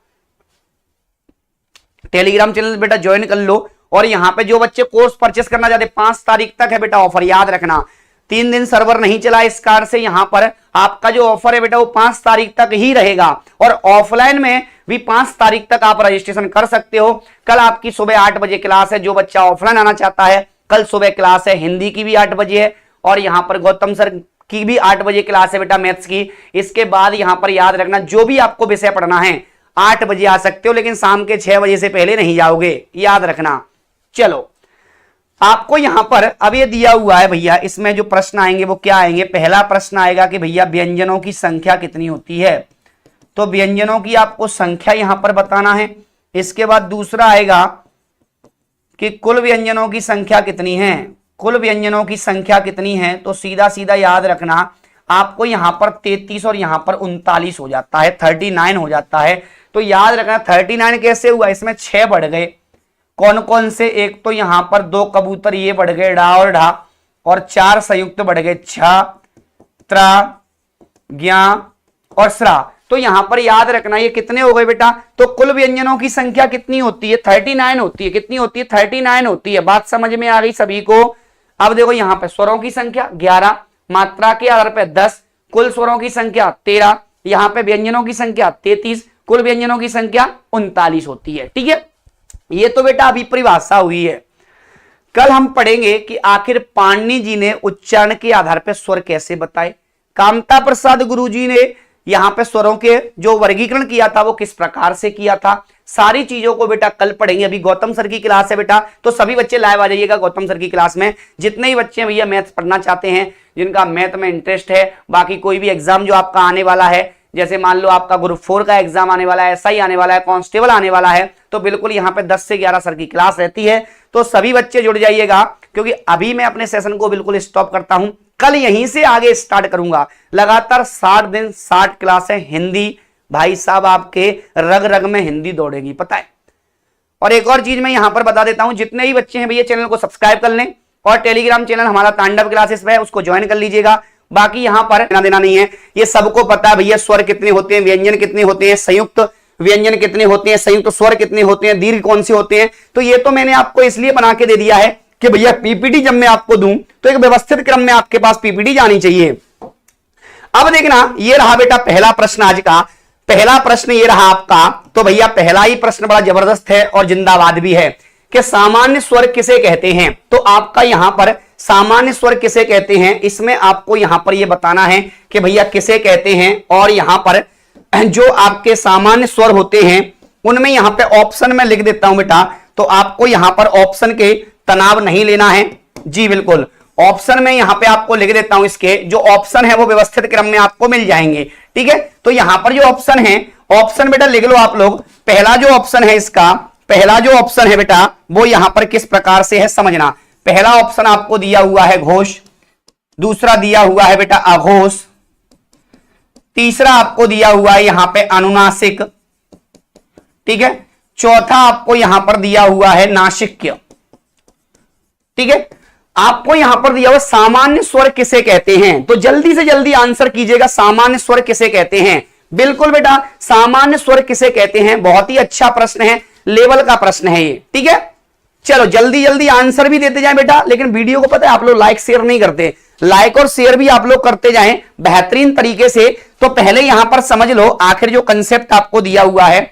हाँ शिवम सर भी आ चुके हैं बेटा, बिल्कुल सोशल साइंस खतरनाक तरीके से पढ़ना हो तो बिल्कुल ज्वाइन कर सकते हो आप लोग तांडव क्लासेस, ये आपको दिया हुआ है। तो सामान्य स्वर की बेटा मैं बात करूं तो सामान्य स्वर जो होते हैं वो यहां पर किसे कहा जाता है, तो सामान्य स्वर यहां पर किसे कहते हैं बेटा, तो याद रखना ये घोष वर्ण को कहते हैं। किसको कहते हैं, घोष वर्ण को कहते हैं। तो जो घोष वर्ण होते हैं तो घोष वर्ण को बेटा क्या कहते हैं, तो सामान्य स्वर कहते हैं। इसके अलावा यहां पर जो घोष वर्ण होते हैं तो बेटा सभी स्वर क्या होते हैं, सभी स्वर क्या होते हैं, सभी स्वर बेटा क्या होते हैं, सघोष होते हैं। क्या होते हैं, सघोष होते हैं। अब यहां पर आपसे यह भी प्रश्न पूछा जाता है कि सभी स्वर सघोष होते हैं, तो भैया यहां पर जैसे ही आपके सामने प्रश्न आया कि सभी स्वर सघोष होते हैं, ये किसने कहा था, तो एक व्यक्ति आएंगे जिनका नाम था बेटा जीवी डल। कौन थे आपके, तो जीवी डल महोदय जब आते हैं तो वो ये कह देते हैं कि सभी स्वर क्या है, सघोष हैं। मतलब आपके 11 के 11 स्वरों को किसमें रखा जाता है, सघोष में रखा जाता है, और उनको सामान्य स्वर भी कहा जाता है। तो आंसर बेटा क्या हो जाएगा, इसमें ए हो जाएगा। क्लियर है बात। अगला प्रश्न ये रहा कि ये बताइएगा जपित स्वर किसे कहते हैं। बहुत ही अल्टीमेट प्रश्न है बेटा, बहुत ही अल्टीमेट प्रश्न है, और आपको मजा आ जाएगा इस प्रश्न का उत्तर सुनने में, क्योंकि बहुत सारे बच्चों की डिमांड थी कि सर क्वेश्चन कुछ इस कदर होने चाहिए कि उत्तर कुछ उस कदर आए। और भैया जब उत्तर आपका उस कदर आएगा तो तुम इसको इस कदर नहीं भूल पाओगे, और मैं ऐसा होने नहीं दूंगा। जल्दी जल्दी आंसर टिक करते जाओ बेटा, लेकिन वीडियो को शेयर कर देना, क्योंकि जितने बच्चे लाइव देख रहे हैं उतने बच्चे लगातार यहां पर लाइक और शेयर करते जाएं, हर बच्चे तक बेटा ये वीडियो पहुंचाएं, क्योंकि आज से आरंभ हो चुका है हिंदी का तांडव। ये लगातार 60 दिन चलने वाला है। वर्ग 2 हो चाहे वर्ग 1 हो चाहे एमपी, ऐसे कोई भी पेपर हो दुनिया का, बेटा इन 60 क्लासों से बाहर नहीं जाएगा। चलो देखना जपित स्वर किसे कहा जाता है, जल्दी जल्दी आंसर दें बेटा, जल्दी जल्दी आप लोग आंसर दें। चलो जपित स्वर किसे कहते हैं, बहुत बढ़िया, सी आंसर आ रहा है। चलो देखना, तो यहां पर याद रखना जो जपित स्वर होते हैं बेटा वो किसको कहते हैं, तो अघोष वर्ण को कहा जाता है। किसको कहा जाता है, अघोष वर्णों को क्या कहा जाता है भैया, इनको जपित स्वर कहते हैं। क्या कहते हैं, जपित स्वर कहा जाता है। सीधा सीधा यहां पर याद रखिएगा, तो जो अघोष वर्ण होते हैं उनको क्या कहा जाता है, जपित स्वर कहा जाता है। आपको यहां पे दिया है विजातीय स्वर, तो विजातीय स्वर की बात करें तो बेटा विजातीय स्वर आपके क्या होते हैं, जो दो अलग अलग स्वरों के मेल से बनते हैं उन्हें क्या कहा जाता है, विजातीय स्वर। तो यहां पर दो अलग अलग स्वर के मेल से, दो अलग अलग स्वर के मेल से जो यहां पर वर्ण बनता है उन्हें क्या कहा जाता है भैया, तो विजातीय कहा जाता है। आप लोग बोलोगे सर कौन कौन सा, तो ए आई ओ औ, ये यहां पर किसमें आते हैं, विजातीय स्वर में आते हैं। किसमें आते हैं, विजातीय में। सजाती में कौन सा आता है, सजाती में कौन सा, बड़ा आ बड़ी ई बड़ा ऊ। जो दो समान स्वरों से मिलकर बनते हैं उनको क्या कहा जाता है, सजातीय, और जो दो असमान स्वरों के मेल से बनते हैं उन्हें कहा जाता है विजातीय। अब यहां पे आप लोग बोलोगे सर ये सजातीय विजातीय कहां से आ गए, तो जब कामता प्रसाद गुरुजी ने स्वरों का वर्गीकरण दो भागों में किया था, एक का नाम मूल स्वर रखा था, एक का नाम संधि स्वर रखा था। संधि स्वरों को हमने दो भागों में बांटा था। तो भैया याद रखना, आपको यहां पर जो बिंदु दिए रहते हैं तो आपको यहां पे कुछ भी नहीं करना, दीर्घ स्वर संयुक्त स्वर। तो जो संयुक्त स्वर होते हैं उनको भी क्या कह सकते हैं, तो विजातीय का दूसरा नाम भी हो सकता है बेटा, याद रखना संयुक्त स्वर भी कहते हैं इसको। क्या कहते हैं, तो संयुक्त स्वर भी इसको कहा जाता है। लेकिन यहां पे आंसर क्या हो जाएगा बेटा, तो अघोष हो जाएगा। क्या हो जाएगा, अघोष। बात समझ में आ गई, हाँ बिल्कुल भैया, खुश रहिएगा सभी लोग। लेकिन सेशन को बेटा शेयर कर दो, मजा तभी आएगा। अगला दिया है स्वर रंजक किसे कहा जाता है, अवृत्ताकार को। जल्दी जल्दी आंसर दो, पीएचडी कराने वाला हूं बेटा। हाँ चलो भैया, इस पे पूरा पीएचडी करने वाले हैं अपन। लेकिन एक बार सेशन को शेयर कर दो, सभी बच्चे दिल से शेयर करना और लाइक भी कर दो बेटा, क्योंकि याद रखना लगातार 60 दिन आपको जुड़े रहना है नए नए प्रश्नों के साथ में, नए कंसेप्ट और नए तरीके के साथ में, ठीक है। चलो हाँ, वर्ग 1 और 2 का कोर्स बेटा जिसको भी लेना है तांडव क्लास एप्लीकेशन डाउनलोड कर लो, वहां पर आपको ये कोर्सेस मिल जाएंगे। आपका 1 तारीख तक ऑफर है। ऑफलाइन की जो क्लास है बेटा 1 तारीख से वर्ग 2 की स्टार्ट होने वाली। जो भी बच्चा ऑफलाइन में आना चाहता है बिल्कुल मैं उसके साथ खुद 8 से 10 घंटे रहूंगा बेटा। जो भी बच्चा ऑफलाइन आना चाहता है, चाहे वो किसी भी विषय का हो, हम सब यहां पर कम से कम 7 से 8 घंटे आपके साथ रहेंगे। सिलेक्शन नहीं भैया, एग्जाम की खोपड़ी में छेद करना इस बार, ठीक है। चलो देख लो, आपको यहां पर दिया हुआ है, तो इस क्वेश्चन को पहले समझना। आपको दिया स्वर रंजक किसको कहा जाता है, तो यहां पर याद रखना इसको स्वर रंजक कहते हैं। स्वर रंजक का मतलब क्या होता है समझना। तो जब यहां पर जो स्वर रंजक होते हैं, इनको अलग अलग लोगों के द्वारा अलग अलग यहां पर वर्गीकृत किया गया है। पहले तो समझना कि भैया जो आपका यहां पर पंचमा अक्षर होता है, जो आपका यहां पर क्या होता है बेटा, जो आपका यहां पर पंचमा अक्षर होता है, कौन सा अक्षर, पंचमा अक्षर होता है। अब आप लोग बोलोगे सर ये पंचमा अक्षर कौन सा होता है, तो आप लोगों ने व्यंजन का वर्गीकरण पढ़ा होगा, उसमें यहां पर पंचमा अक्षर कौन सा था। हाँ बिल्कुल सर, आपसे बात करनी है, कॉल कब तक कर सकते हैं। लो भैया, ये अलग नहीं मानते कबूतर, देख लो इधर।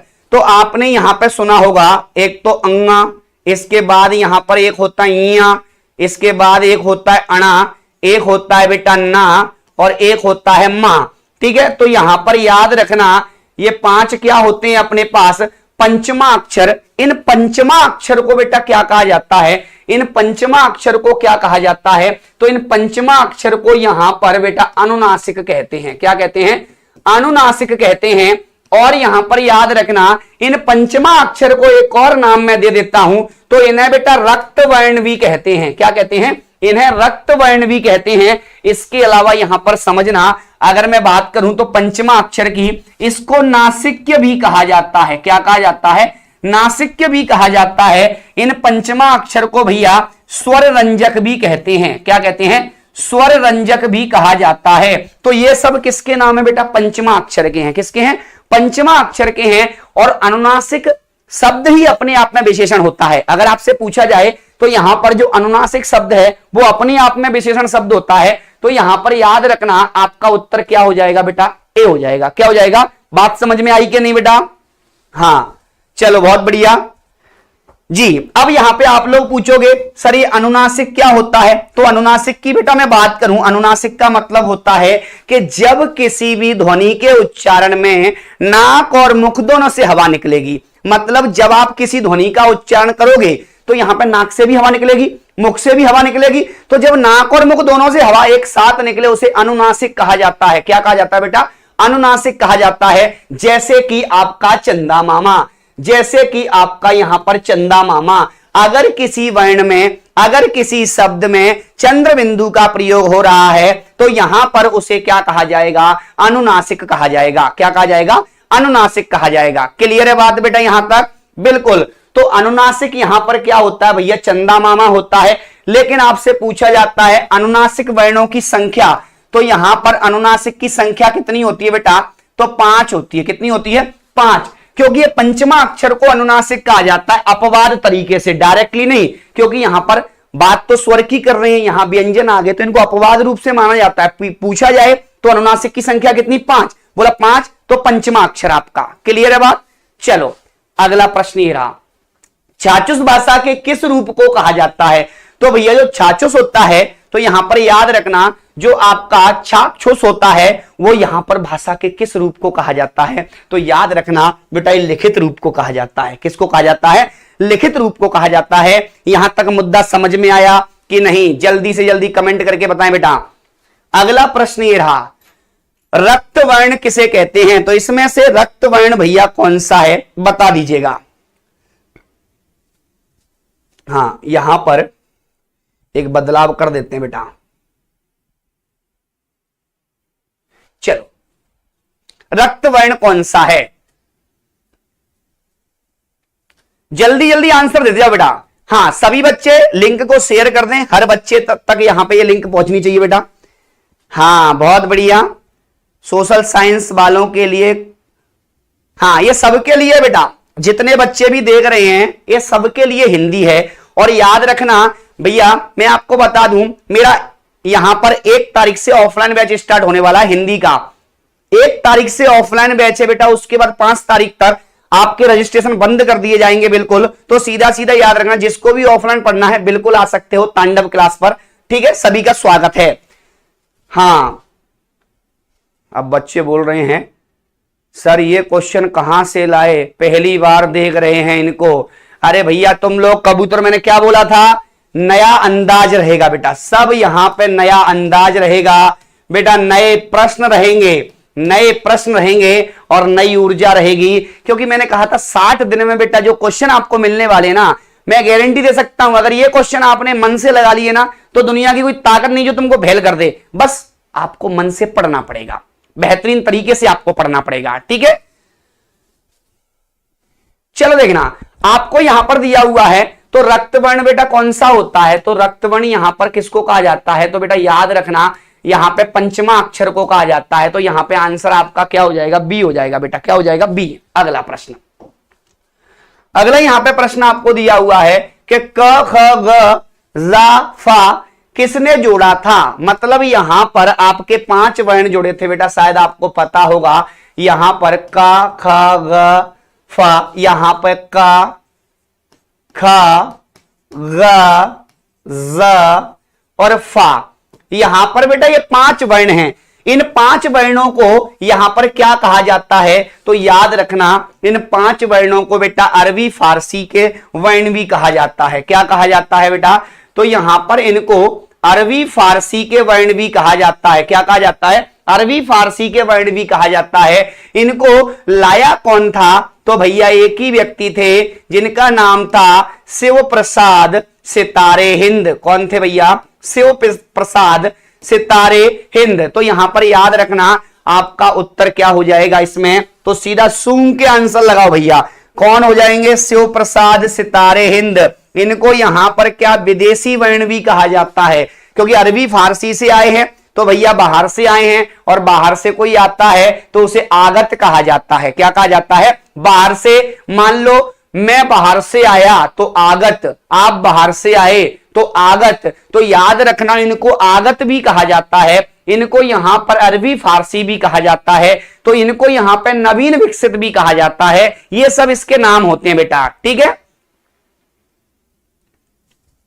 चलो आगे बढ़े, अगला प्रश्न ये रहा बेटा, क ख ग यहां पे आपको दिया हुआ है, क ख ग घा को कठोर तालव्य वर्ण किसने कहा था, तो क ख ग घ घा इसको यहां पे कठोर तालव्य किसने कहा था, जल्दी जल्दी बताओ बेटा। हाँ, भोला शंकर तिवारी, स्वयंभू, हेमचंद या लाला श्रीनिवास दास, जल्दी से जल्दी आंसर बता बेटा।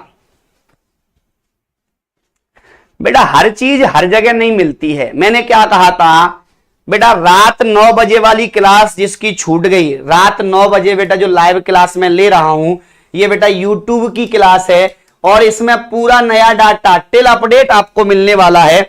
और ये क्लास अगर आप छोड़ देते हो, ये रिकॉर्डेड ज्यादा दिन तक नहीं मिलेगी, याद रखना, ये आपको लाइव ही देखनी पड़ेगी, ठीक है। चलो अब यहां पे हम समझ लेते हैं कि आखिर यहां पर है क्या। तो यहां पर याद रखना क ख ग घ अंगा, क ख ग घ अंगा। अब यहां पर याद रखना आपके पास यहां पर ये कौन सा वर्ग हो गया, का वर्ग हो गया, ठीक है। एक यहां पर कौन सा वर्ग होता है बेटा, चा वर्ग होता है। कौन सा होता है, चा वर्ग। क च ट त और पा, ये 5 वर्ग होते हैं। सभी को पता है कि नहीं पता है बेटा, तो ये सभी को पता है, जितने भी लाडले देख रहे हैं भैया सबको पता है। तो दुनियादारी जब तुमको पता है तो तनाव क्यों ले रहे हो, समझ लो भैया। यहां पर बिल्कुल चंद्रभान जी स्वागत है आपका।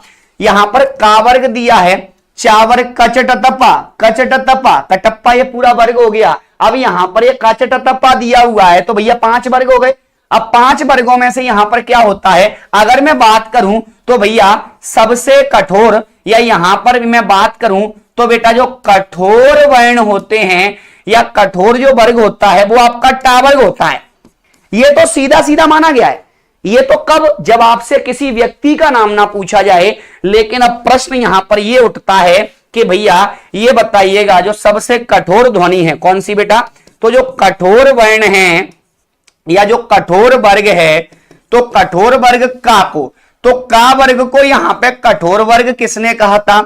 और यहां पर याद रखना ऐसा कहने वाले व्यक्ति कौन थे, तो उनका नाम था भैया भोला शंकर तिवारी। कौन थे भैया, तो एक व्यक्ति आते हैं भोला शंकर तिवारी जो यहां पर ये कह देते हैं कि जो का वर्ग होता है बेटा वो कठोर होता है। क्या होता है, जो का वर्ग होता है वो कठोर होता है। और आगे चलकर बोल देते हैं कि भैया हम नहीं रुकेंगे, आप तो यहां पर ये बोल दो कि जो चा वर्ग है इसे कोमल वर्ण कहा जाता है, इसे कोमल वर्ग या यहां पर इन वर्णों को क्या कहा जाता है, कोमल वर्ण कहा जाता है। समझना बेटा, जी बिल्कुल, यहां पर याद रखना, जितने भी बच्चों को अगर पेपर निकालना है इन 60 क्लासों को मिस मत करना। स्टार्ट आज से हुई है, वर्णमाला 2 दिन चलेगी, फिर संधि, फिर समास, उपसर्ग, प्रत्यय, तत्सम, तद्भव, वाक्य, रस, छंद, अलंकार, साहित्य सब चलने वाला है बेटा, ठीक है।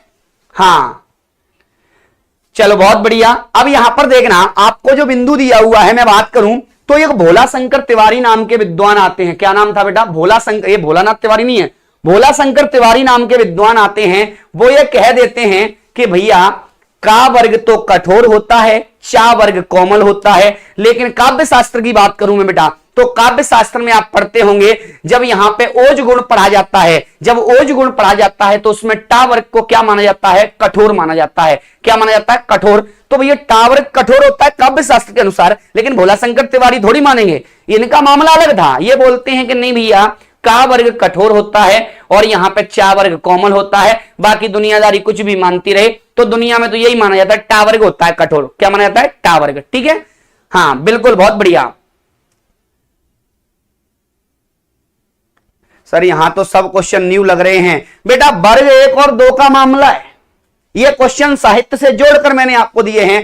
तो आपको यहां पर क्वेश्चन जो मिलने वाले हैं ना, आप वर्ग 1 और वर्ग 2 में सूंघ सूंघ के आंसर लगाओगे, पता है, जैसे दिखा सीधा खत्म। जैसे आपने प्री में किया था ना, ऐसा मेंस में भी करना है, ठीक है। टॉपर बनना है तो बेटा पढ़ना पड़ेगा बेहतरीन क्वेश्चन के साथ, आपको बेहतरीन कंटेंट के साथ।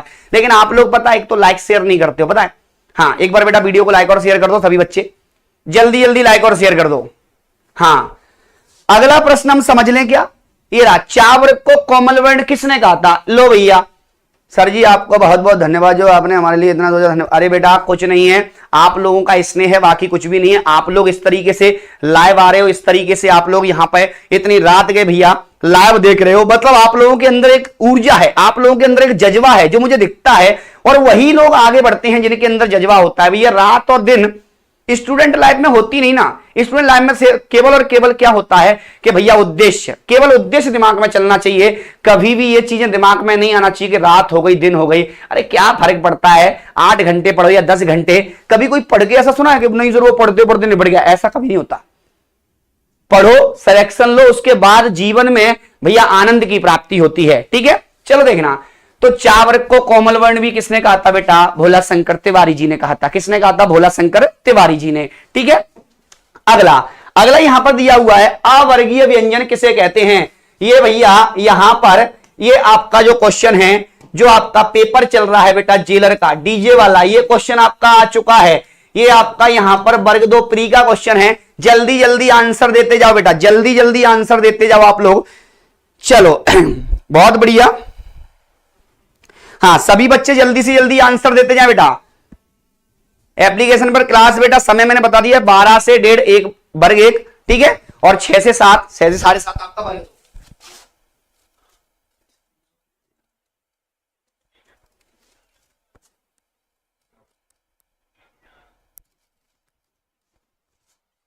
चलो बेटा देख ले, आओ समझ लो रे। इधर कबूतर अवर्गीय, पहले तो ये देख लो कि भैया कबूतरों, देखो इधर सभी लाडले इधर देखना 2 मिनट के लिए। सबसे पहले तो आपको दिया हुआ है भैया वर्गीय व्यंजन क्या होते हैं।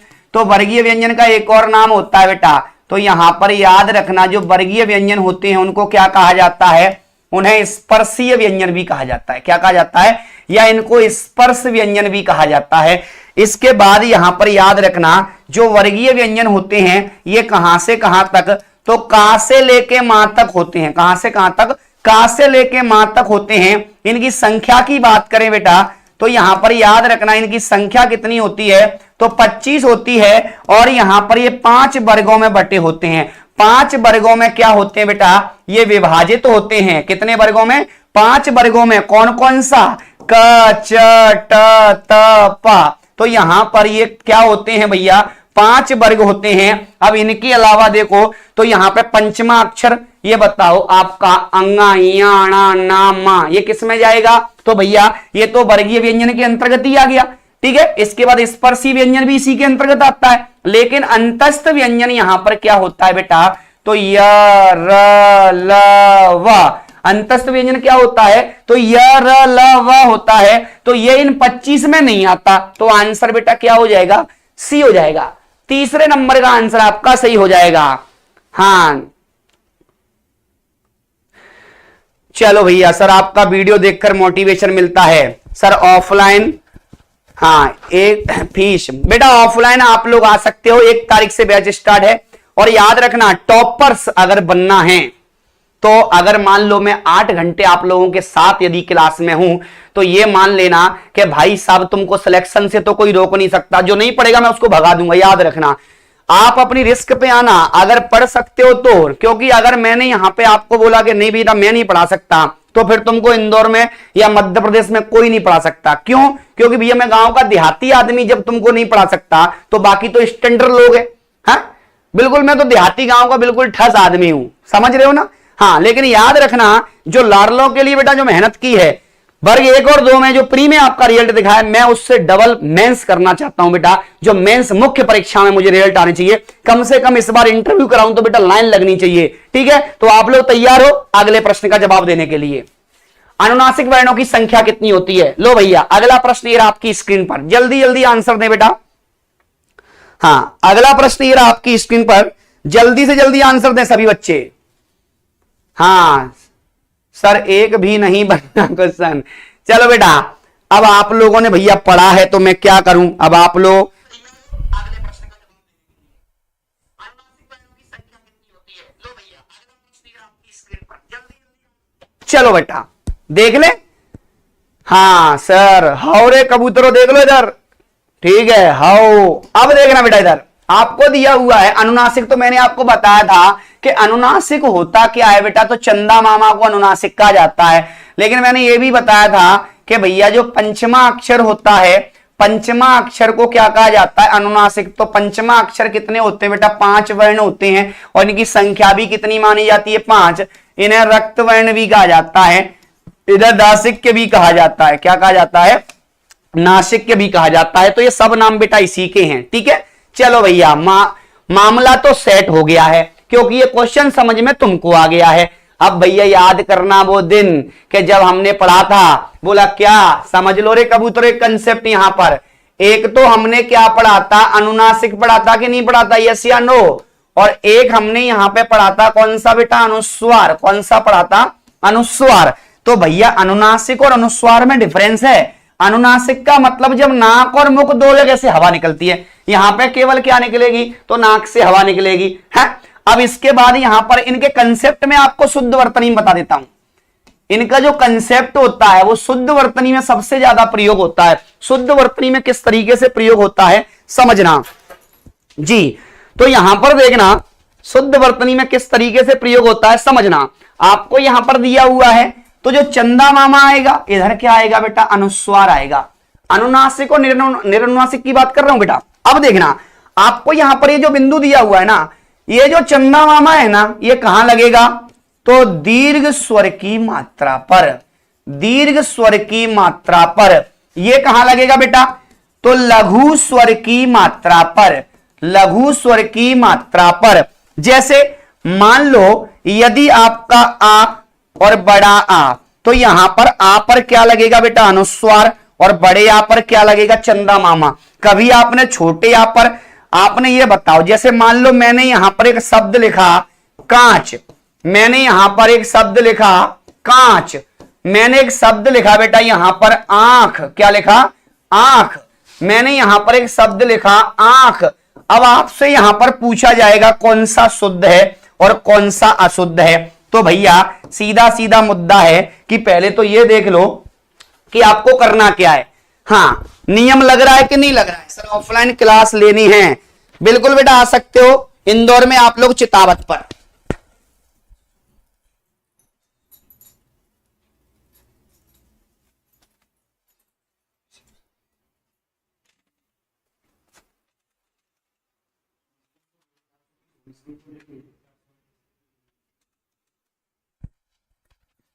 चलो बहुत बढ़िया। हाँ सर, टेलीग्राम ग्रुप में पीडीएफ मिल जाएगी क्या? बेटा मिल जाएगी, लेकिन आंसर टिक करके नहीं दूंगा, याद रखना। आंसर टिक करके इसकी पीडीएफ नहीं मिलेगी, क्योंकि कॉपी पेस्ट मारने वाले बेटा बहुत हैं, आपको भी पता है। सीधा कॉपी पेस्ट, क्योंकि मेहनत तो करना है नहीं। अब बेटा ये क्वेश्चन के लिए मेहनत तो करनी पड़ेगी, क्योंकि ऐसा तो है नहीं बिना मेहनत के कुछ होता नहीं बेटा, याद रखना, क्योंकि बिना मेहनत के कोई महान नहीं होता। आपको मेहनत करनी पड़ेगी, क्योंकि अगर आपको जुगनू की तरह बिल्कुल चमकना है तो बेटा याद रखना मेहनत तो करनी पड़ेगी, आप लोगों को भी और मुझे भी, ठीक है। अब देखो यहां पर आपने कांच लिखा, तो ये बताओ कांच में क्या आ रहा है? इधर बड़ा आ रहा है, इधर बड़ा आ रहा है, तो ये तो सीधा ही गलत हो गया ना। नियम होता है, ऐसा नहीं होता। आप लोग क्या करते हो, हाँ यार ऐसा कांच देखा था, हाँ वो ताऊ जी के साथ में देखा होगा तुमने, कांच ऐसा था। बोला नहीं सर, उसका तो कांच का महल था, बाबू जब यहाँ पे सोना से मिलने जाता है तो कांच देखा था। भैया कांच शब्द की बात हो रही है, कांच की नहीं हो रही है। तो बोला हाँ सर गिलास, उसकी बात नहीं, यहाँ शुद्ध वर्तनी की बात हो रही है। तो याद रखना, जैसे आंख है, हाँ सर उसकी आंख देखी, और भैया बोला सर हमको तो दोनों आंख सही दिख रही हैं। देखना ये बड़ी बड़ी आंखें हैं, ये हिरनी जैसी आंखें, ये सही होगा रे कबूतरों, ये गलत हो जाएगा। बोला हाँ सर तेरी आंखों से चीज बेशुमार पी ली, मैं बहुत गरीब था लेकिन फिर भी सबसे महंगी शराब पी ली। अब तुम लोग भैया गालिब बन जाओ तो अलग बात है, लेकिन यहां पर मुद्दा तो क्या है, यहां शुद्ध ये होगा क्योंकि बड़ा आ रहा है, यहां बड़े यहां पर अनुस्वार नहीं आता। जैसे मान लो आप लोगों ने यहां पर एक शब्द लिखा, कौन सा? मैंने यहां पर एक शब्द लिखा प्रियंबदा। क्या लिखा बेटा? प्रियंबदा। मैंने यहां पर एक शब्द लिखा, कौन सा? प्रियंबदा। अब जब तुमको ये पता है तो तुम बता दोगे, लेकिन मान लो कभी आपने कोई क्वेश्चन देखा ही नहीं है, कोई शब्द आपने सूंघा ही नहीं कभी, बोलो सर हमने सूंघ में ही नहीं आया, हमने कभी ये सूंघा ही नहीं, हमने कभी यहां पर ये देखा ही नहीं, तो भैया कैसे आंसर लगाएंगे? हाँ चलो भैया, हाँ बिल्कुल, यहां पर मैं ये भी बताऊंगा ये कहां अपवाद में लगता है, कहां अपवाद में। जैसे आपने देखा होगा तांडव, बोलो सर वहां लगता है, बताऊंगा अभी बेटा, टेंशन मत लो। ये आपको दिया है प्रियंबदा, तो यहां पर याद रखना ये छोटा, इधर भी छोटा, तो ये गलत हो गया, ये क्या हो गया? सही हो गया। इसके अलग अलग नियम होते हैं बेटा। हाँ बिल्कुल, आपको जब भी यहां पे दिया जाएगा, जैसे मान लो आप लोगों ने और भी शब्द लिख दिए, अब समझना बेटा पूरा मामला क्या है। आप लोगों ने यहां पे लिख दिया भैया पांडव, आप लोगों ने लिख दिया भैया तांडव, ठीक है। आप लोगों ने यहां पे लिख दिया जैसे सांस्कृतिक, आप लोगों ने यहां पे लिख दिया आंचलिक। बोला सर यहां तो ये लग रहा है, अरे भैया यही तो मामला है रे कबूतरों, जब किसी शब्द में प्रत्यय जुड़ा हो, क्या जुड़ा हो? प्रत्यय, तो आगे वाला वर्ण दीर्घ हो जाता है और उस पर चंद्र बिंदु नहीं लगता, क्या लगता है? अनुस्वार। क्योंकि आप इसको तोड़ोगे तो ये क्या बनेगा भैया? ये बनेगा अंचल धन एक। जब यहां पे एक जुड़ेगा तो ये बड़ा बन जाएगा, इसको जोड़ोगे तो भैया ये क्या बनेगा? संस्कृत धन एक, तो ये सांस्कृतिक बन जाएगा। तो सीधा सीधा मुद्दा है, ठीक है। हाँ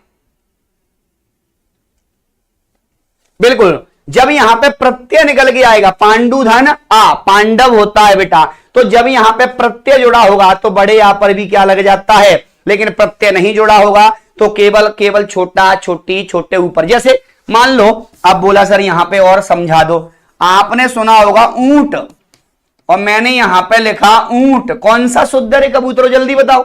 चलो भैया, हाँ मैं चांद से हूं, देखो भैया लोग चांद सितारे में पहुंच गए। हाँ चलो, हाँ बेटा आज लास्ट डेट है, वर्ग 1 और वर्ग 2 के जो कोर्सेस हैं, तांडव क्लास एप्लीकेशन डाउनलोड करिएगा।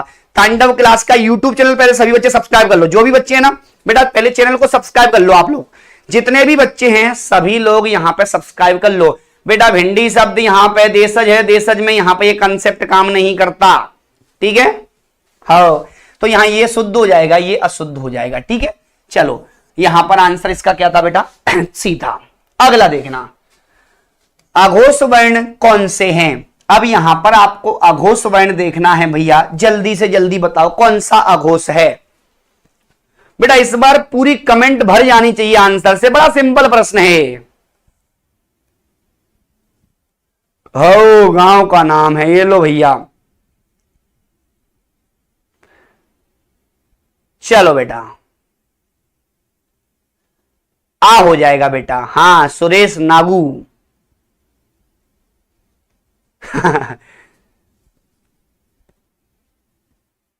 बेटा यहां पर बिल्कुल कुछ शब्द आपके अपवाद होते हैं, मैं उनकी लिस्ट बेटा आपको दे दूंगा, ज्यादा नहीं है, 15 से 20 शब्द होंगे जो अपवाद हैं, जो लगातार परीक्षा में आ सकते हैं, अन्यथा एक भी नहीं आएगा।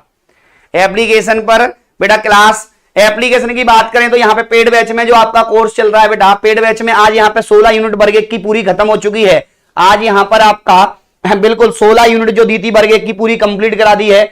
जितने भी आपके यहाँ पर कंसेप्ट है, जैसे आज विदाई संभाषण मैंने कराया था आप लोगों को, हाँ शिव शंभू के चिट्ठे वाला, जी बिल्कुल। तो यहां पर याद रखना आपकी 16 यूनिट कंप्लीट हो चुकी। इसकी क्लास रहती है 12 से बेटा 1:30 बजे तक, और यहां पर 6 से 7:30 ये वर्ग एक वालों की है। और वर्ग दो की बात करूं बेटा, वर्ग दो की पेड बैच में रहती है 6 से 7 या 7:30 बस, ठीक है। चलो अब देखना आपको दिया अघोष वर्ण कौन से हैं, तो आपको बेटा यहां पे अघोष वर्ण देखना है। अघोष की मैं बात करूं तो अघोष यहां पर क्या होता है बेटा, सबसे पहले किसी भी वर्ग का पहला और दूसरा वर्ण जो होता है, किसी भी वर्ग का पहला और दूसरा वर्ण जो होता है वो बेटा क्या होता है, अघोष होता है। क्या होता है, अघोष। पहले में क्या आता है, जैसे मान लो का वर्ग में आ गया तो का और खा आ गया, चा वर्ग की बात करें तो चा और छा आ गया, ठीक है। टा वर्ग की बात करें टा और ठा आ गया, ठीक है। ता वर्ग की बात करें ता और था आ गया, पा वर्ग की बात करें पा और फा आ गया, ठीक है। तो यहां पर अघोष कौन सा है, अब इसमें आपको बताना है। तो अघोष की बात करें तो भैया इसके बाद अघोष में और कौन सा जाता है, तो यहां पे शा, शा और शा, ये भी किस में आता है बेटा, अघोष में जाता है। और हा देखो ये भी सघोष है, ये भी सघोष है, सभी स्वर भी सघोष होते हैं, तो ये तीनों तो बेटा क्या हो गए, सघोष। और यहां पर जो सा है वो क्या हो जाएगा बेटा, अघोष हो जाएगा। क्या हो जाएगा, अघोष हो जाएगा। तो आंसर बेटा क्या हो जाएगा, कुछ लोग तो बी लगा रहे, सुनो रे कबूतरों, देखो यहां पर आपको दिया हुआ है च छ जा तीसरे नंबर पे आता है, कहां से हो जाएगा, हाँ आ अघोष नहीं है रे कबूतरों, सघोष है, सभी स्वर सघोष होते हैं। डीवी डलने का आता, किसने कहा था, जीवी डलने का आता, बिल्कुल, हाँ बहुत बढ़िया। अब देखो आंसर सबके सही आने लगे। तुम लोग पढ़ते नहीं हो क्या रे कबूतरों, पढ़ लो, नहीं तो बहुत मारूंगा किसी दिन तुम लोगों को, पता है। पढ़ाई कर लो, अभी भी मौका है, याद रखना। सर नोट्स बना लो यूट्यूब वाली क्लास के, इसी से रिवीजन कर लेंगे। बहुत बढ़िया बेटा, मैं तो बोलता भी हूं कॉपी पेन लेके बैठो, पता नहीं क्या क्या बोल दूंगा मैं, वो बेटा लिख लेना, क्योंकि यहां पर पेन से ज्यादा मैं जो बोलता हूं उसको ज्यादा कवर करना, क्योंकि वहां से क्वेश्चन ज्यादा बनते हैं। बिल्कुल बेटा याद रखना। ओ ये जैसे दिए हुए ना, अल्प प्राण, महाप्राण, अल्प महा, सघोष, अघोष, तो इसका बेटा आप स्क्रीनशॉट ले लो, आराम से घर पे देखते रहना। वैसे आपके पास ये तो होगा ही, कोई दिक्कत नहीं है। चलो देखना अगला, अघोष वर्ण कौन सा है, तो ये तो हो गया बेटा। अगला दिए निम्न में से अल्प प्राण वर्ण कौन से हैं, जल्दी जल्दी बताइएगा, अल्प प्राण कौन सा है। हाँ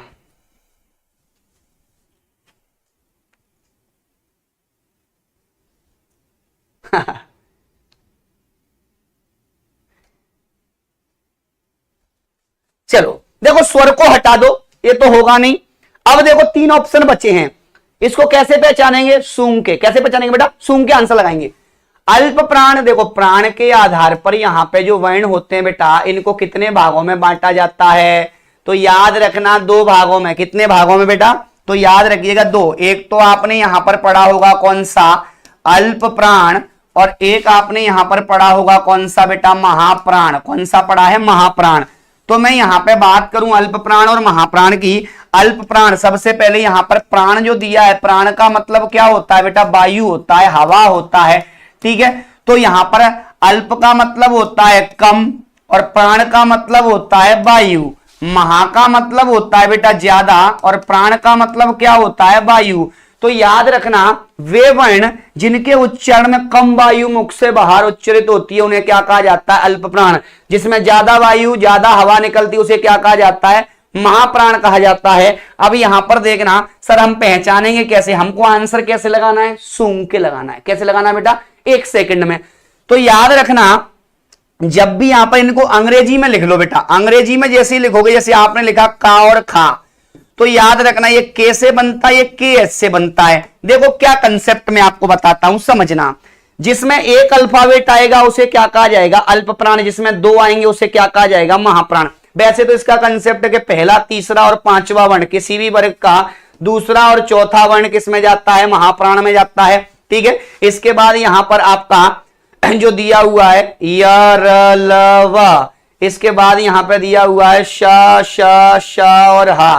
ठीक है, तो यहां पर इस तरीके से आपका ये बिंदु होता है। अब हमको यहां पर देखना है भैया, ये नहीं पढ़ना है, ये आपका यहां पे जो दिया हुआ है पहला, तीसरा, पांचवा, ये तो किताबी ज्ञान है। लेकिन अब यहां पे समझना, आपका जो बिंदु दिया हुआ है वो क्या है। हमने के से लिखा तो का को लिखा। अब यहां पे आपको जो दिया हुआ है वो सीधा सीधा यहां पर याद करना, ये जो का है वो के से लिखा जाएगा, गा है वो जी से लिखा जाएगा, था टीएस से लिखा जाएगा, धा डीएस से, फा पीएस से और भा बीएस से। ठीक है, तो देखो बेटा ये तो होंगे नहीं आपके। अब इन तीन में से ये तो बताओ, इनमें दो अल्फाबेट आ रहे हैं और यहां भी दो अल्फाबेट हैं, तो ये तो बेटा महाप्राण हो गए। आंसर क्या हो जाएगा बेटा, बी हो जाएगा। क्या हो जाएगा, बी। क्लियर है मामला। चलो समझ में आ गया बेटा, स्क्रीनशॉट ले लो सभी लोग।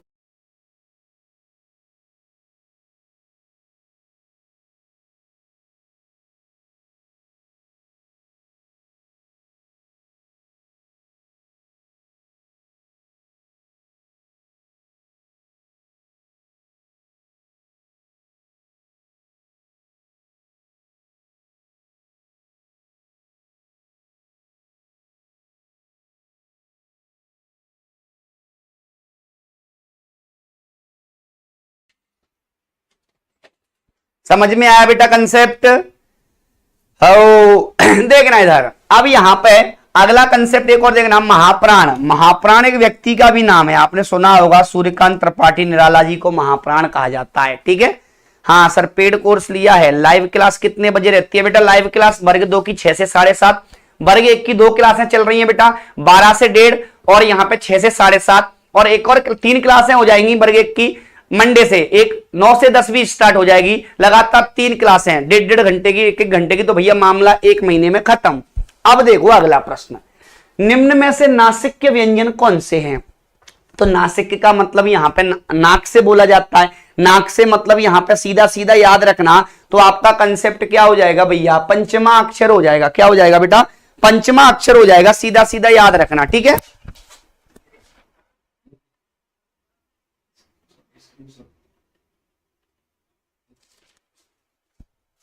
चलो बेटा हो गया।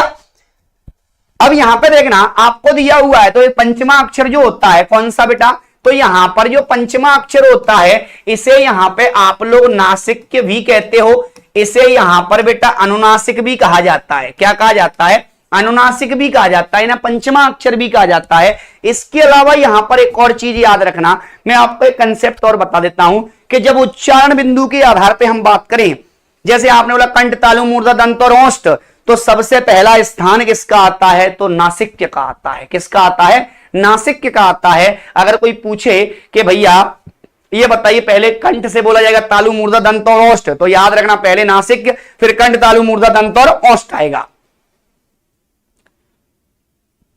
ठीक है बेटा, याद रखना 1 तारीख के बाद आपकी फीस बढ़ जाएगी। ठीक है, हाँ 1 तारीख लास्ट है बेटा। चाहे सामाजिक विज्ञान का शिवम सर से पढ़ो बेटा, चाहे नमिता मैम से साइंस पढ़ो, या जागृति मैम से, चाहे गौतम सर से मैथ्स पढ़ो, चाहे प्रदीप सर से हिंदी पढ़ो बेटा।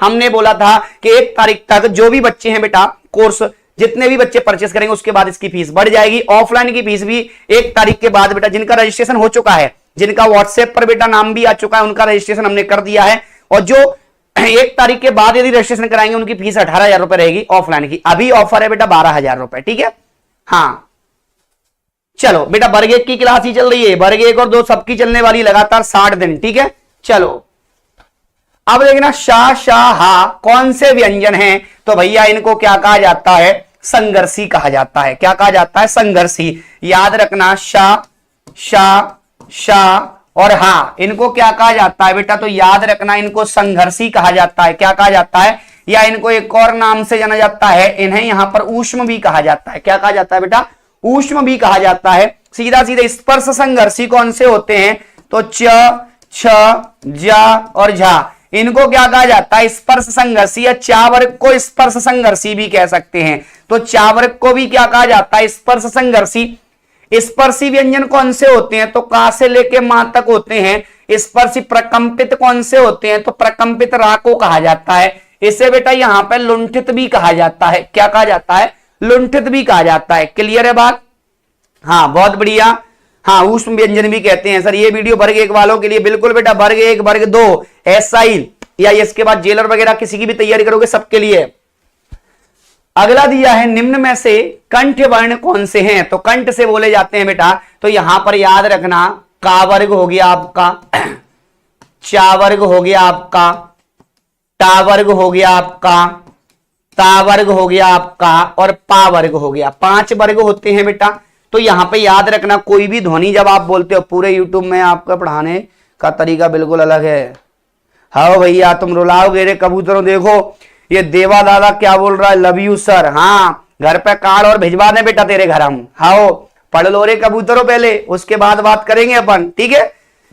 हाँ, मेरे ही काम का है ना दुनिया के काम का, दिल भी तुम्हें खुदा ने दिया 10 ग्राम का, नहीं सुधरोगे रे। देखो इधर आपको दिया हुआ है यहां पर कंठ वर्ण कौन से हैं। तो कंठ वर्ण की बात करें तो यहां पर आप लोग जब किसी ध्वनि का उच्चारण करते हो तो हवा बेटा अंदर से बाहर आती है, और जब हवा अंदर से बाहर निकलेगी तो याद रखना पहले उसको, जब अंदर से हवा बाहर निकलेगी उसको टोल टैक्स मिलते हैं। बोला सर टोल टैक्स यहां कहां आ गए? देखना यहां भी टोल टैक्स। पहला कंठ, ऊपर जाओ तो जो लटका रहता है ना तालू, उसके ऊपर जाओ उसे कहते हैं जबड़ा, जिसको मूर्धा। फिर आगे कोलगेट का प्रचार दंत, फिर आते हैं सुंदरता का प्रचार ओष्ठ। तो याद रखना यहां पर आपके 5 टोल टैक्स, कंठ, तालु, मूर्धा, दंत, ओष्ठ। तो यहां पर सीक्वेंस लगा दो। पहले कौन सा टोल टैक्स मिला भैया? कंठ, फिर मिला तालु, फिर मिला मूर्धा, फिर मिला दंत, फिर मिला ओष्ठ। क्लियर है मामला यहां तक? यस या नो? अब भैया सीधा सीधा कंसेप्ट है। हाँ बिल्कुल सीधा सीधा कंसेप्ट है इसका। लगा दो भैया सूंघ के, का वर्ग कहीं पर है इधर? हाँ, ये रहा का वर्ग, का और खा। तो आंसर ए हो जाएगा। क्या हो जाएगा? ए हो जाएगा। क्लियर है बात? हाँ हाँ, देखो भैया ये लोग ना सुधरे। सर आप कलरफुल लग रहे हो। तुम लोग पढ़ने आए हो कि देखने आए हो रे कबूतरों? हाँ, बोला नहीं सर वो ऐसे, तुम लोग तो पता है ऐसे देख रहे हो जैसे लड़की वाले देखने आते हैं। हाँ, कबूतरों पढ़ लो रे। हाँ, नहीं तो 2 महीने बाद कुछ भी नहीं बचेगा जिंदगी में। हाँ, कुछ कबूतर तो ऐसे होंगे इसमें, इसके आज के ताश के पत्तों में बेगम नहीं आई होगी, वो भी यहाँ पे। हाँ सर आप अच्छे लगाओ भैया, लग रहे। जय हो प्रभु, राधे राधे राधे राधे राधे। चलो आगे बढ़े। अगला देखना, ये बेटा यहां पर आपको दिया हुआ है, खोल दे पंख मेरे कहता है परिंदा, अभी और उड़ान बाकी है, जमीन नहीं है मंजिल मेरी, जमीन नहीं है मंजिल मेरी, अभी पूरा आसमान बाकी है। तो बेटा ये तो आप लोगों के लिए थॉट से वैसे डाल दिया है। अगला प्रश्न देखना, ज्ञा वर्ण किन वर्णों के योग से बना होता है? समझना, ज्ञा वर्ण यहां पे किससे बना होता है? तो आप लोग समझ लो भैया, छ, त्र, ज्ञा, श्रा। 60 दिन 60 क्लास है, तांडवी तांडव। और जो क्लास मिस करेगा भैया उसको ऐसे कंसेप्ट फिर कभी नहीं मिलेंगे, ठीक है। हाओ हाओ भैया, ठीक है, करवा दो रे कबूतर। देखो इधर छा दिया है तो यहां पर ये क्या हो गया, का प्लस सा से मिलकर बना होता है। ये आपका ता प्लस रा से मिलकर बना होता है। ये यहां पे जा प्लस यहां से मिलकर बना होता है। ये यहां पे सा प्लस रा से मिलकर बना होता है। अगर मैं क्रम की बात करूं बेटा शब्दकोश के अनुसार, तो याद रखना का के बाद क्या आता है? छा, जा के बाद क्या आता है? ज्ञा, ता के बाद क्या आता है? त्रा, और यहां पर सा के बाद क्या आता है? श्रा आता है। ये शब्दकोश के अनुसार इसका क्रम होता है। तो आप लोगों को यहां तक नहीं जाना है। जा प्लस इया कहां है बेटा? ये रहा। तो पहले वर्ण में हमेशा हलंत लगता है। क्या लगता है? हलंत लगता है, ठीक है। टेलीग्राम चैनल सभी बच्चे ज्वाइन कर लें आज ही बेटा। अगर पीडीएफ चाहिए, क्वेश्चन कंटेंट आपको, अगर अद्भुत कंटेंट चाहिए, नए कंसेप्ट चाहिए, नए नियम और नए तरीके के अगर क्वेश्चन चाहिए, तो बेटा आज ही ज्वाइन करें तांडव क्लासेस टेलीग्राम चैनल, ठीक है। बाकी यहां पर मेरी इंस्टाग्राम आईडी को भी फॉलो कर सकते हैं। अगर कोई प्रॉब्लम आती है तो प्रदीप सर डैश हिंदी मेरी इंस्टाग्राम आईडी है, उसको भी आप फॉलो कर सकते हैं, ठीक है। बिल्कुल मेरे से डायरेक्ट जुड़ सकते हो आप लोग। क्लास बेटा यूट्यूब की मैंने क्या कहा, मैं आपको आज लास्ट बार बता रहा हूं। यूट्यूब पर मेरी जो क्लास है बेटा, यूट्यूब पर जो क्लास है वो यहां पे रात 9 बजे से डेली रहेगी बेटा। ये यहां पर आपकी डेली रहेगी, याद रखना। और ये 60 दिन तक चलने वाली क्लास है, 60 दिन चलेगी बेटा। और यहां पर ये सिलेक्शन वाली क्लास है। आप लोगों ने एक भी दिन मिस किया, समझ लो मामला खत्म। हाँ अनुनासिक का संबंध होता है, तो मैंने अभी आपको कहा था कि जहां दो बिंदु आते हैं, नाक और मुख, तो देख लो भैया, नाक और मुख दोनों से हवा निकलती है, उसे क्या कहा जाता है? अनुनासिक कहा जाता है। तो यहां पर जो आपने पढ़ा था हवा के आधार पर, किसके आधार पर? हवा के आधार पर जो स्वर का वर्गीकरण होता है वो बेटा यहां पे 2 भागों में होता है। कितने भागों में? 2। एक आपने यहां पर पढ़ा होगा बेटा कौन सा? तो एक तो आपने पढ़ा होगा कौन सा? अनुनासिक पढ़ा होगा बेटा। और एक यहां पे पढ़ा होगा कौन सा? निरअनुनासिक पढ़ा होगा। कौन सा पढ़ा होगा? निरअनुनासिक। अनुनासिक की बात करें तो नाक और मुख दोनों से हवा निकलती है। निरअनुनासिक की बात करें तो केवल मुख से हवा निकलती है। और अनुस्वार की बात करें तो केवल नाक से हवा निकलती है। क्लियर है बात? तो यहां पे आंसर सी हो जाएगा। अगला प्रश्न ये रहा बेटा, चलो, छा वर्ण किन वर्णों के योग से बना होता है? तो बेटा अभी पढ़ा था हमने, क प्लस शा से मिलकर। तो आंसर कौन सा हो जाएगा? ये जल्दी जल्दी कमेंट कर दे जाओ बेटा, समय नहीं लेने का, याद रखना समय नहीं लगना चाहिए बेटा। अगर आप लोग प्रदीप सर के लाडले हो तो बेटा समय नहीं लगना चाहिए। डेली मेरी क्लास बेटा यूट्यूब पर अगर आपको पढ़ना है तो डेली आप लोग जुड़े रात 9 बजे तांडव क्लास पर। अगर नोटिफिकेशन आपके पास नहीं आता है तो अभी के अभी चैनल को सब्सक्राइब कर लें, लाइक और शेयर करते रहिएगा बेटा, हर बच्चे तक लिंक आप लोग शेयर करें। हाँ, पेडागोजी भी आएगी क्या मेंस में? अभी तो नहीं है बेटा, आएगी तो पढ़ा देंगे, काहे के लिए तनाव ले रहे हो आप लोग? हाँ, साहित्य कब पढ़ाओगे बेटा? साहित्य के लिए आप लोगों के लिए मैराथन क्लास लाऊंगा मैं, लगातार 2-2 3-3 घंटे की मैराथन में मामला खत्म। ठीक है, बहुत जल्दी एक मैराथन लंबी आने वाली है, हो 10 15 20 घंटे की आ जाए, उसमें पूरा साहित्य वाय सब निपट जाएगा। अगला, टा वर्ग नहीं है तो टा ठा डा ढाना, तो यहां पे आंसर तो सीधा क्या हो जाएगा? घा हो जाएगा। अगला बेटा, निम्न में से कौन सा वर्ण उच्चारण की दृष्टि से दंत नहीं है? तो दंत में यहां पर क्या आता है? क च ट त प, कंठ तालु मूर्धा दत्त। तो ता थ द ध और ना, ये सब किस में जाते हैं? दंत में जाते हैं। तो यहां पे ता ना दा, तो यहां पे ये टा किस में जाता है बेटा? मूर्धा करना है। ये पर्सनल नंबर है बेटा, तांडव क्लास ऑफिस का नंबर है बेटा। आप इस पे कॉल ना उठे तो व्हाट्सएप कर सकते हो कि सर हमारी सीट बुक कर दो। आप कहीं से भी आओगे आपकी सीट बुक मानी जाएगी। ठीक है बेटा, चलो अगला प्रश्न, सीट बुक कर दो। स्थान के आधार पर मूर्धन्य व्यंजन कौन सा होता है? तो कंठ तालु मूर्धा, मतलब का चा टा, तो टा वर्ग आता है, तो यहां पे टा टा मूर्धन्य हो जाएगा आपका। क्लियर है बात यहां पर? हो। अगला, क ख ग ज फा, तो ध्वनियों को क्या कहा जाता है? तो मैंने आपको बताया था इनके नीचे नुक्ता भी लगा होता है बेटा। क्या लगा होता है? इनके नीचे नुक्ता लगा होता है। तो सीधा सीधा यहां पर याद रखना। हाँ, आपको यहां पर क्या करना है, ये जो आपके क ख ग ज और फा, तो यहां पर इनको बोलते समय थोड़ा दबाव पड़ता है बेटा। जैसे आप लोग गजल, गजल नहीं होता, गजल होता है। क्या होता है? गजल। आप लोगों को गजल, गजल नहीं, गजक होता है। जब यहां पे दबाव पड़ता है ना, तो याद रखना नुक्ता, नुक्ता अपने आप में क्या करता है? एक संघर्ष करवाता है आपसे। ठीक है, तो याद रखना ये 5 जो है आपके वर्ण, इनका प्रयोग अरबी और फारसी के शब्दों में सबसे ज्यादा होता है। अगर मान लो इनमें नुक्ता लगा है और कोई शब्द आपसे पूछ लिए कौन सी भाषा का है, तो सूंघ के लगा देना अरबी फारसी का ही होगा वो। और यहां पर इनको जोड़ा किसने था बेटा? तो शिव प्रसाद सितारे हिंद ने, शिव प्रसाद सितारे हिंद ने यहां पर इनको जोड़ा था। तो यहां पर याद रखना इन्हें क्या कहा जाता है? अरबी फारसी के वर्ण कहा जाता है। अगला बिंदु देखना, नवीन विकसित ध्वनिया, तो नवीन विकसित ध्वनिया भी इन्हीं को कहा जाता है। क ख ग ज फा को क्या कहा जाता है बेटा? नवीन विकसित ध्वनिया कहा जाता है। क्लियर है बात? अगला प्रश्न ये रहा, अर्ध स्वर किसे कहते हैं? अर्ध स्वर किसे कहते हैं? तो यहां पर याद रखना, आप लोगों ने यहां पे 5 वर्ण सुने होंगे, या, रा, ला और वा। तो यहां पर ये 4 वर्ण, सॉरी 4 वर्ण आपने सुने हैं। इनको आप टोटल मिला के क्या बोलते हो बेटा? तो अंतस्थ बोलते हैं। क्या बोलते हैं इनको, अंतस्थ व्यंजन बोलते हैं। इनको स्पष्ट या यहां पर आप लोग इनको ईसत स्पष्ट भी कहा जाता है। अब यहां पर देखना, जो या होता है, जो रा होता है, रा का एक नाम होता है बेटा, इसे प्रकंपित कहा जाता है।